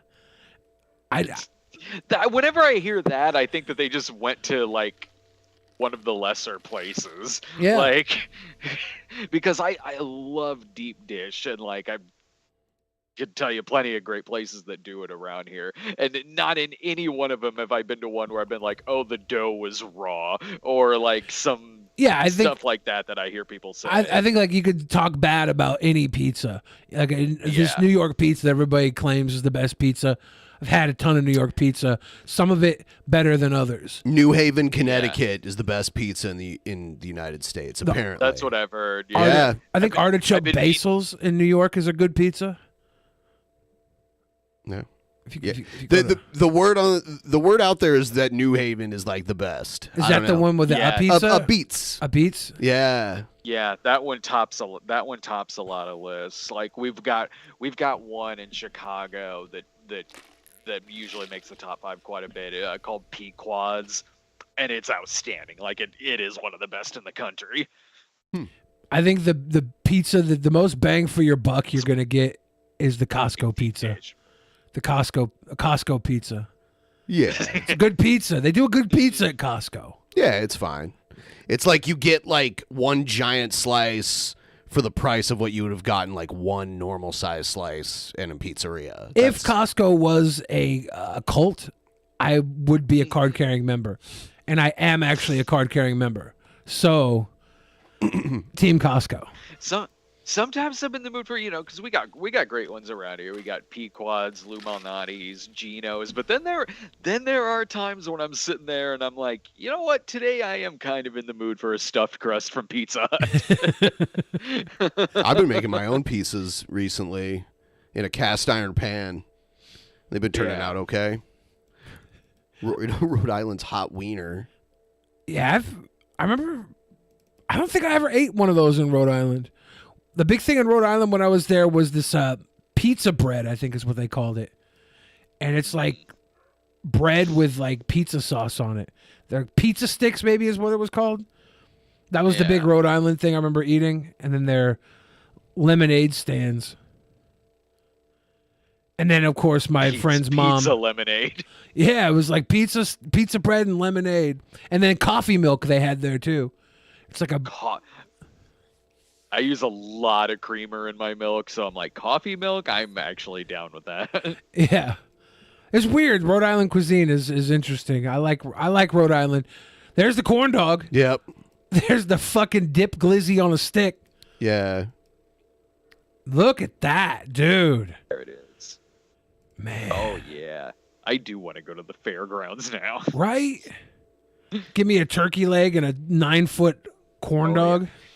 Dude, and my go-to, like the giant tenderloin sandwiches they have there, where the meat is like this big, but they still have a regular-sized bun just on top of the top and bottom of it. I don't go to state fairs. Like this is I feel like as a fat, I've missed out on so many options. Yeah. Oh, here's the Seattle dog coming up. Seattle bagel dog. Bagel dogs? Yeah. Let's see. Hadley Long this is that fucking rapper guy. That's Denny Blaze. What's he doing slanging glizzies in my city? Customers began requesting he serve Franks along with his specialty, bagel sticks, which were bagels. He did so to fund his career as a struggling rap artist. Bread of cream cheese, so he eventually obliged. He started serving bagel dogs topped with cream cheese, grilled onions, and jalapenos outside bars and clubs in the evenings. They became a hit, and patrons swarmed the stand for what had become in the 90s. One of the city's top 10 things to do. Soon after, carts across Seattle began selling the local specialty, many substituting standard buns for the bagel sticks. Yeah, the standard bun is, I think, more Yeah. practical. Yeah. They grill the bun on the grill with the grilled onions and flip it, drop the onions, drop the cream cheese, drop the doggy, throw some sriracha or barbecue or something on it. It's good. I would try all of these, even ones that like maybe would have a topping I wouldn't like. I just like trying new things. Yeah. I like the name of hell, this one. If I tried like fruitcake Mountain Dew, it's like, yeah, I'll try any one of Right? these hot dogs. once you make it a point to try all that shit, you gotta try like any culturally significant trash food is important. Oh yeah. This is called a Philly combo. That intrigues me. What is on here? A It crab probably cake? does it have Philly cream cheese? Fish cakes on hot dogs Oh, have a long history fish in cake. Philadelphia, though these days it's a bit of a throwback. John Dans, owner of the city's most popular fish dog combo spot, reports that mainly old-timers and some adventurous younger folk order the dish. The tradition of topping Experimental dogs younger with fish folk. cakes, a cod potato blend, began in 1895 A and cod potato blend? Interesting. evolved over the years as local eateries added their spin. That looks not really good to me. That looks kind of gross. Look, most typical I I'm hate eating it. soggy buns, man. Additional topping I don't know, is I- pepper hash. But I love condiments. So Yeah. I like au jus. I like a French I like dip. au jus a little bit. So yeah. like I think there's a place for a soggy bun. I think it just depends on the timing of how long it's been soggy is important. This is the slaw. They have a trough of slaw? Yes. Made from cabbage, chopped red bell peppers, and apple cider vinegar. Onions and brown mustard also usually make an appearance. Like Philly makes the cheesesteaks. Maybe that's why their hot dogs have to have all this other shit on it. yeah. Because like they've already got the cheesesteak. Like who's gonna buy a fucking hot dog there? This is actually just day-old cheesecake we scooped up or cheesesteak that we Yeah. scooped up and put on a hot dog. See, I think a cheesecake hot dog would be better than this fucking. Yeah. That's the Martha's Vineyard hot dog. Soggy buns. Ben left because you guys keep hashtagging Ben Glizzy. You need to stop that. He obviously doesn't like the term glizzy. Let's see what we can go any further than this damn cod dog. Not a fan of the cod dog. I would eat it. I would, but I would not Oh, I be would. happy. It doesn't look the most appetizing out of all of them, but I'm like, well, if it's there, I got to give it a shot. Yeah. As long as there's no allergies, I feel like it should go in my mouth. One in Rome. Yeah. How we doing on the video? Is it over? No. I just had my dog was getting antsy and had to The leave. Kansas City Reuben dog. Okay, that's good. I don't know if you're a The Reuben fan. KFC Reuben dog. Sandwich. I like Only in Reubens. Kansas So do City. I. I like Originally created pastrami for and Kauffman Stadium, home of the yeah. Kansas City Royals I'm not in much Missouri. on sauerkraut. I like Okay. sauerkraut a lot too. I like fermented stuff like Yeah. kimchi and sauerkraut. I'm hankering for a kimchi. I had some kraut the other night. I think it's time to transition into a kimchi. Yeah. Because I heard it's good for your stomach. Yeah, it is. So it's probiotics. I need that in my life. I'm already fucking my gut up so bad with everything else. Yeah, maybe that would help me out between the movie theater popcorn I have every week and always waking up with tightness on my stomach. Yeah. The movie theater I like to go to is a restaurant and bar theater. Yeah. So like last night I went to the movie theater and I had a Cobb salad and like I wanted so bad to have popcorn. Like last time I was there, I just got back from Vegas, so I wasn't on my diet. I was like still reeling from Vegas, so I ordered a Cheetos hot dog. They give you a big hot dog with Cheetos and nacho cheese on it, and then like a big plate of fries. That's like it's so much better than a fucking salad. But I'm trying to be a good boy, so I'm sitting there watching Spirited, eating a salad. Like it was not the best, but it was a good option at least. I would have hated to be in there with no food option. So far, Tiffany Smiley is not doing well. She ain't doing it. But I mean, it's still early. It's only 27% of the vote in. Not all the counties are in, and all these other counties that aren't counted are notoriously red, right? The majority of these are. Most of them red. are. Yeah, I would say Pierce County might be blue. Probably, yeah. There's a belt from like Olympia, Tacoma, Seattle, Bremerton, Redmond, Bellingham. Usually skips between Bellingham and Seattle. Those are Snohomish usually goes red. And Spokane goes red. Yeah. Yeah. Yeah, Spokane always goes red. The entire east of Washington will be red unless some crazy. Isn't shit like happens. Pullman blue? I don't think Pullman's even blue. Huh. All right. But Is most of this supposed to be called tonight, or is this one of those where like mail-in votes are counted the next day or something? Some counties got better at counting mail-in ballots, and some, are still behind on it. In Washington, they've been doing mail-in voting for over a decade, so that it's just the norm. There's no other way to vote here. You can only vote by mail-in. And you just get the ballot in the mail, so voting here is easier than a lot of other places. Like they don't need. That's how I do it. Yeah. I do it mail in. Yeah, it's so much better. Like it takes zero effort, other than filling out the thing, and then you can put it in a regular mailbox if you want. But they have like secured election only mailboxes too. So Yeah, like I don't have to plan my day around it or anything. yeah, I remember in Ohio you had to go to your polling place on election day, and that was the only time you could do it. On a Tuesday, like during normal hours, it's ridiculous. Yeah. How are we looking at Marjorie Taylor Greene? She was already projected as a winner like she's getting that hours dub. ago. Yeah. Yeah. It's just it's her district. It's up here. Yeah. Yeah, it was already called a while ago. There's 83% of the voting in, and she's got 66%. So, yeah. I wonder if Herschel Walker is still winning. I looked earlier, and he was barely winning. Yeah, he is barely winning right now. It's really close. Herschel Walker, he was like a really good football player, and then in his 50s, he got into MMA, and he was actually good at that because he's a really big, strong guy. And then he got into politics, which is interesting. You think he'll fight Jake Paul next? No. Jake Paul almost, he did not do that well against Anderson Silva. He won, though, right? He won by split decision against a guy over 20 years older than him. But Anderson Silva was a great fighter. He was a kickboxer. Yeah. So, he wasn't kicking. Great fighter. If he could kick, he would have taken out Jake Paul very easily. Yeah. Yeah. Luckily, that's not the rules of boxing. Right. So, he's taking on a guy more than 20 years older than him in a sport that's not his sport, and he's getting a split decision. Make him fight a real boxer now. Well, he's making tons of money not fighting real boxers. So. Yeah, I know. Boxing and analysts. Arrest him real quick. All right. I'll be right back. All right. Cool.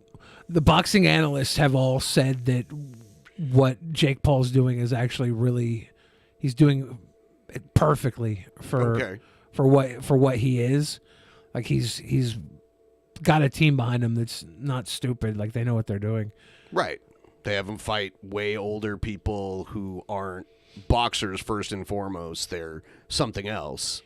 And Anderson Silva, if it would have been 10 years ago, or maybe even 5 years ago, Anderson Silva would have beaten Jake Paul. Might have even knocked him out. Yeah. But he's getting these and names. if he could kick, it would have been just ridiculous. If it was a kickboxing match. I don't know. Jake Paul, he can kick it tough. I don't even know. Jake Paul can kick high enough to kick someone in the head. He can kick those sweet beats on his rap song. Who would drink a beer faster, Ben or Billy? I have acid reflux really bad. Yeah, I would think myself, but if it was with a beer bong, I could probably drink it pretty fast. Yeah. I don't know. I've never done a beer bong, so. it could probably make you drink a beer faster than you could otherwise because it uses gravity and just shoots it down your throat. Are you drinking right now? No. I mean, like, in general. Not as much. What about episode 1111? Yeah, maybe. Because I have a friend, and he heard that when I was in Vegas, I was hanging out with him, and he heard that we were doing episode 1111, Mhm. and he sent me 3 bottles of champagne. Oh, beautiful. For episode 1111. Oh, really? Damn. So I have 3 bottles of champagne. That we'll Sounds have good to drink me. For episode 1111. Yeah, and that's good. Like, champagne's not like whiskey or something. Ugh. Yeah, we're going to be popping bottles. Yeah. We're going to be popping bottles on Friday at 11 a.m. Yeah. So if you guys are watching at home, you're going to be with us Friday for episode 1111, 1111. On 1111, pick up a bottle of bubbly and drink with Ben and I. We're going to be popping bottles. It'll be like a weird New Year's almost. Yeah, well, it's better than New Year's. Yeah, because we celebrate for 11 hours and 11 minutes. Yeah. Yeah. Yeah. Here's Lloyd. Come here, buddy. Hey. Come here. He heard bottles. Oh. Lloyd Cam. There you go, everybody. Here There's he the is. kitty. Yeah, Lloyd. Is he Siamese? Oh, yeah. Yeah. Mm-hmm. Yeah, he's Siamese. He's still got his arms shaved from when he was at the vet recently. Oh. Everything good? He's got his... Oh, yeah, he's Good. good. So it looks like he's got little boots because he's got his arms shaved on the side. Oh. Do you want to be on camera, buddy? There you go.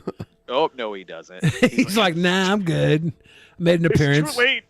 Too late for that shit. He's like, this isn't Cameo. I'm going back to sleep. Yeah, that's true. I gotta be paid big money for that. My sister went to Mexico on a cruise like a month or so ago, and she thought she bought a bunch of Mexican opiates, and it turns out like they were like acid reflux pills. I wouldn't buy anything like that down there. It could end up being like fentanyl or something like that. I mean, that's the worry, right? Wink, Yeah. Fentanyl is so fucking deadly. Yeah. So ridiculously deadly. Yeah. I would fuck It around. will get rid of my acid reflux. Yeah. I don't even know anymore. We're living in Herschel Walker's America. The comedy will write itself. That's true. I don't feel like the Biden administration has been as funny. Of course not. It's not about being I mean, the stuff, like, yeah, Trump was funnier because he was a fucking psychopath. But Biden's had his moments where, like he fell off that bike. I'm a chocolate chip guy. Yeah. You know, he's had his moments. Yeah. But I feel like we're not allowed to laugh at Biden. I'm allowed to laugh at him. I don't know if we are. I feel like we're says not who? allowed. I think we're not allowed to laugh at Biden. Says who? It's, Saturday Night Live. Yeah. Huh? They gave him Jim Carrey, a beloved star. And then they gave. Do you think? And then they Biden- gave Trump Alec Baldwin, the guy who's hosted the show like 200 times. Yeah, but so your logic isn't really making sense here. But Jim Carrey is like has nothing to do with Saturday Night Live.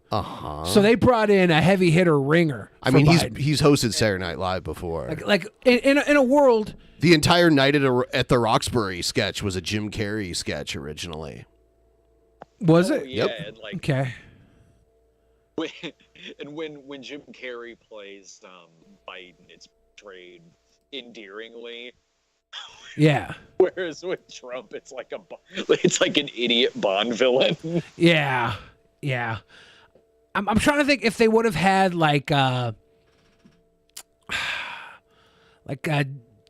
Helen Mirren play Joe Biden. Like he wouldn't have won, right? There's no way if they have someone like Dame Judi Dench play Joe Biden. Like Jim Carrey helped Biden win the presidency. If Helen Mirren could have done that, because you'd be like, oh, Helen Mirren, Biden's a little sexy. That's true. Actually, sexy Biden, not a bad Biden. Not a bad Biden. Where is this going? Helen Mirren can and always will be able to get it. It's just, I don't know. That's a level of toxic masculinity I'm comfortable being.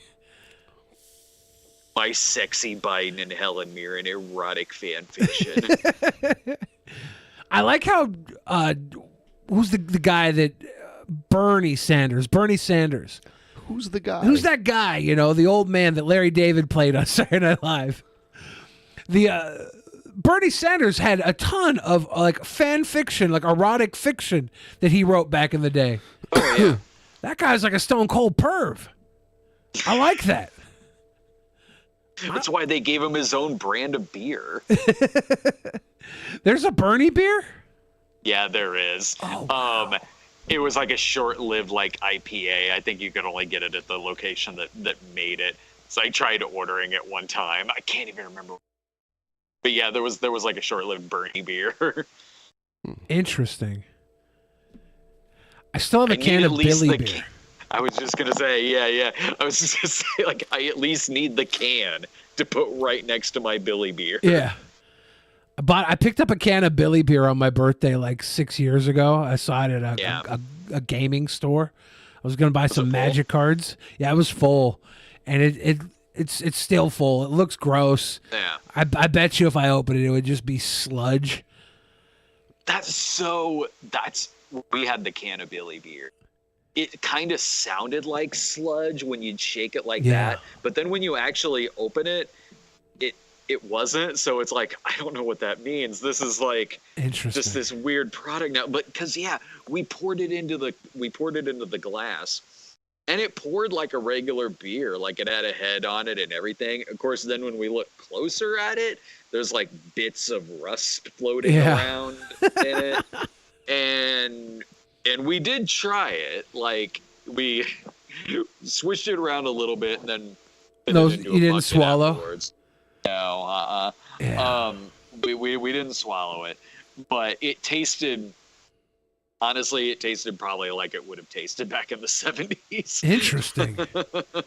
Like, which means it did not taste good at all, but it was a beer known for being bad. So we're like, this probably doesn't taste that much different than it did back then. Yeah. Fuck. It's good. Like we had people on this show drink like 20, 30-year-old beers. Yeah. And that's... Well, we didn't have them do it. They like volunteered We them. forced them into... No, we didn't. No, we didn't. Beer drinking slavery. No. He was already doing that because he's like a hoarder. Yeah. And he had all these like really old beers. I don't know where he got them at, like say like, antique shops or something. I don't know. And he was opening them up and drinking them. It was crazy. But, people. Yeah, there's been a few old, like, not all of them have had rust inside of it. They would still taste kind of skunked a little bit, but one was a JRU. The other was a mash beer. Oh wow! Oklahoma is having recreational weed on the ballot in March and now has the possibility of it becoming fully legal, and Texas is still having it fully illegal. Insane. Yep. And old beer will soon be legal too. You can buy your 30-year-old Billy beer in stores again. I wonder what it would take for Billy beer to make a comeback. The Billy Carter estate. Yeah, Billie Eilish is going to be the new Eyelash. Billy beer. That's true.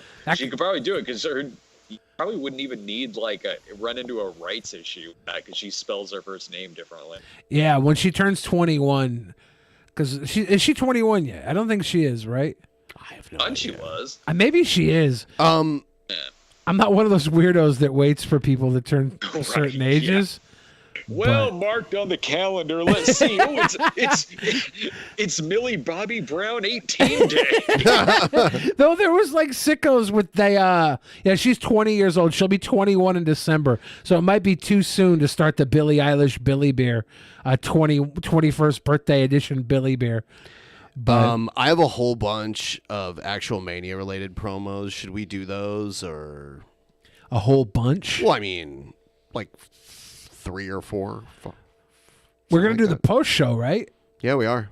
Yeah, we could save them for next episode. We have a episode 1111, an 11-hour, 11-minute episode coming up this Friday. Okay, we'll play them at the beginning of during the first couple hours, and people can make follow-up promos by the end of the show because they're gonna have 8 hours after we play their promos to respond. I will say that there has been a huge anonymous donor to the show that wants do we have that to be promo? Involved.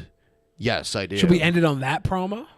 Yeah, so they want to be involved in Actual Mania. They're a big donor of the show, and they sent in an announcement about Actual Mania. So here it is.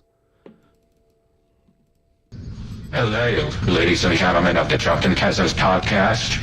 I am the anonymous benefactor that has contributed a lot of money to Drunken Peasants, and I want to make an announcement about the future of Actual Mania. I am challenging the current Actual Mania Commissioner, Jeff Holiday, for his position as Commissioner at Survivor Situation in a 5 versus 5 team match. Do you have what it takes to assemble a better team than me, Jeff Holiday? You are knowing who I am. Well, soon you will find out. Until then, ta-ta for now. Well, That was the best rap yet. Yeah. As far as cringe raps goes. So Ultron, I think, is, I don't know. It's a Dalek. Yeah. So, yeah, I guess we'll How much money are we talking? A good amount. They're gonna buy their way into a Well, what they're actual Mania saying- match. so Just play John Page's promo so he doesn't feel cucked. Oh my goodness! I didn't even know. We don't even have John Page's promo downloaded. That's how cucked John Page is tonight. Well, I think I do have it. Oh. Yeah, it's right here. Oh. Should I do that too? I mean, at this point in time, whose promos do we have? A bunch, Well, but let's just. I'm just gonna do this one, and then we'll move on. Let me see here. Oh, here it is. They donated a 30-pack of Paps to the P.O. box. Damn. That's big money, honey. Why does the Robo voice have a lisp? Straight from Vietnam. Calling out the robot's lisp. That's cold. Wow. Ableist. Ableist. All right, I'll play it in just a second here. See, we didn't have it downloaded. Cucked. I don't like the word cuck. Then why you keep saying it? It's awfully funny how we repeat the past, isn't it? All it takes is a car. By the way, Brad, we do this thing that's like a fake wrestling league with our Patreon where like people cut promos on each other and then we like have our patrons vote on it. And it's become highly competitive, and that's what all of this is. Highly cringy, I think. Nice. Yeah. Or a camera and a proclamation that needs to be made. So I've been awfully quiet as of late, and it's not because I don't want to say anything. In fact, I have quite a lot to say, but I'm trying to keep it short and sweet. This guy's you Smarty. He used to be on Channel Awesome back in the day. I thought that was it. Oh Yeah. yeah. Like he popped up, and I go, that looks like my friend John. Yeah, that's him. Yep. Yeah, he's a buddy of mine. Like, Yeah. I popped. I was sitting here this whole time, like, wow, he looks a lot like John. Yeah. As Billy the Fridge tends to like. So it seems since the last Actual Mania, in which I took my place as the special guest referee and rightfully fucked over Egghead out of his King of Cringe championship. Which, frankly, like I said before, Not even a championship at this point. It was just a holder. It was just a thing that he needed to hold on to. It's his little W that he needed. And rightfully so, he didn't deserve it. Before I get into what I want to do in terms of the next Actual Mania, I have to kind of say something. Because since last Actual Mania, there has been a rogues gallery of fucking people coming after Egghead. And honestly, it makes it feel more like Actual Mania is the Egghead show and we are just living in it. So, with that said, I gotta tell you guys, fucking cool it, alright? Like, just chill the fuck out. If you're gonna fucking enter yourselves into Actual Mania, try some other shit aside from Egghead. Don't fucking dogpile on the guy, especially if the fact that he's claiming he's being bullied by a group of people, which there's no real conspiracy. It just so happens that 3 of us were actually gunning for him. Now it seems like there's like 7. It's like there's a fucking... There are. You guys are cringe stalking Egghead. Because we haven't even watched... There's a bunch of other promos from new people, and a lot of them go after Egghead. Some of them defend Egghead. It's all... There's factions, basically. I'm team defend Egghead. He's special. He's our cuddly little cringe lord. We have to covet him. Cabal of Egghead haters, if that makes any sense. So fucking knock it off. You're like, it's gotten to the point where the self-proclaimed antagonist of Actual Mania is defending Egghead. Do you understand how ass backwards this is? Fucking chill the fuck out, guys. Like, this didn't need to happen. Alright, now let's talk about that cuck Egghead. Egghead, listen, I understand you're mad because I screwed you out of the King of Cringe moniker. I fucking dragged you into hell. Like I said, I will be your own personal hell leading up to and probably during Survivor Situation until this whole rivalry blows off. And then you went ahead and said that you would put your career on the line. Now, Egghead, I don't think you understand. I don't want you to retire. I never wanted you to retire. But if you really want to put your career up to the challenge, you know what? I'll take that fucking bet. And in fact, let's even the odds a little bit. If I win at Survivor Situation, sure, Egghead can retire. Egghead could call it right there. That's Tamara and Jim do a cringy rap video. Officially the final nail in the coffin for Egghead's career. But as I said in the past, if Egghead dies, Colton lives. Oh, God. I am such a son of a bitch. If I win, you can have that. Egghead will retire. Egghead, the performer of Actual Mania, will retire. But Colton, however... Oh, Colton, estate sales enthusiast and facial hair connoisseur, will gain the title of personal assistant to the antagonist of Actual Mania. Oh, I like the sound of that. I'd like to have my own little personal assistant. He already was over here giving us money to have your promo played. He's gonna Virgil him. Yeah, he's already kind of your personal assistant. He paid to have this video played for you. He's already doing what you're saying will happen. Dubs for the name of John Page. That sounds pretty fucking cool if you don't mind me saying. So, you know what? Let's make that a stipulation on top of it, Egghead. You really want to go all out? You really want to have a blowout match? Let's fucking add that to the table. So says the antagonist of Actual Mania. Ta-ta for now, fuckers. What? Ta-ta for now? And you can take that to the bank. Well, didn't our anonymous just do the ta-ta for now? Funny how that works. Funny how that works.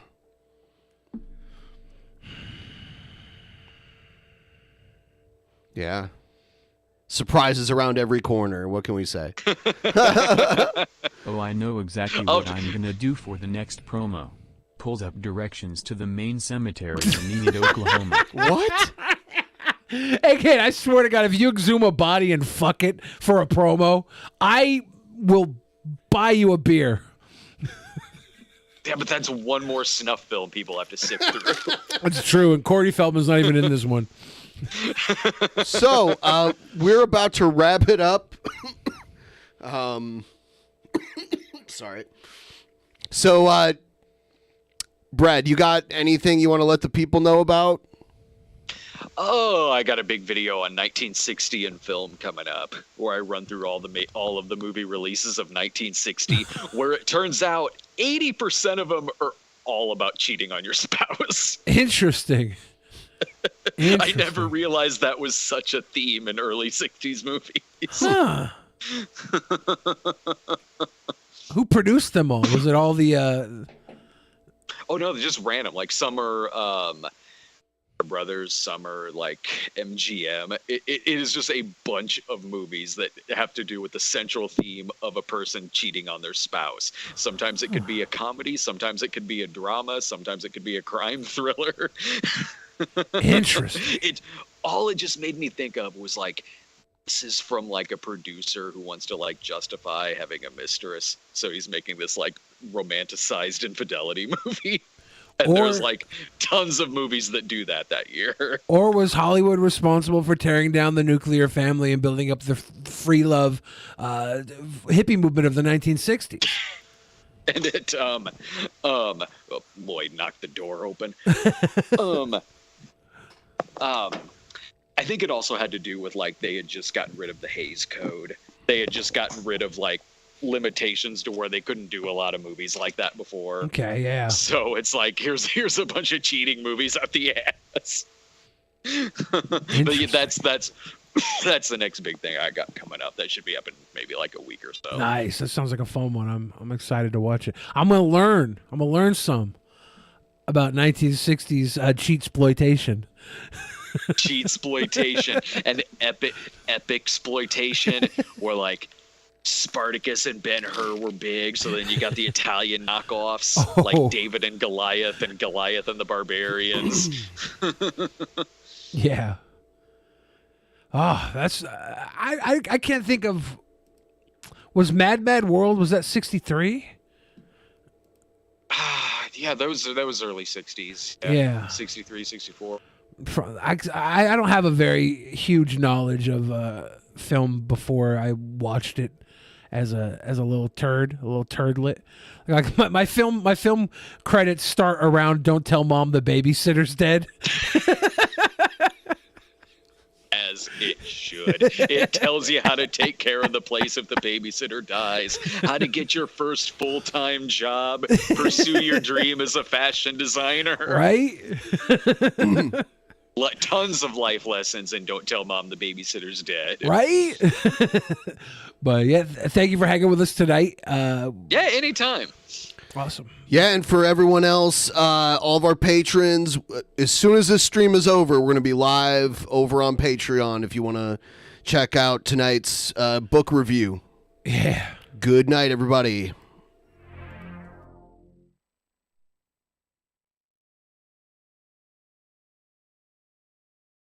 You're starting to notice numbers repeating. You're starting to see them everywhere. You're also starting to notice a funny thing happening with time. When you look at the clock, you're seeing 11:11. What the hell does this mean? I'm lying in my bed at 11:11, trying to make a wish. Got all of these questions, I can mess it up. I really regret it. Get something right on this very second. 11:11. The numbers all go to 11. Look, right across the board. 11, 11, and most of 11.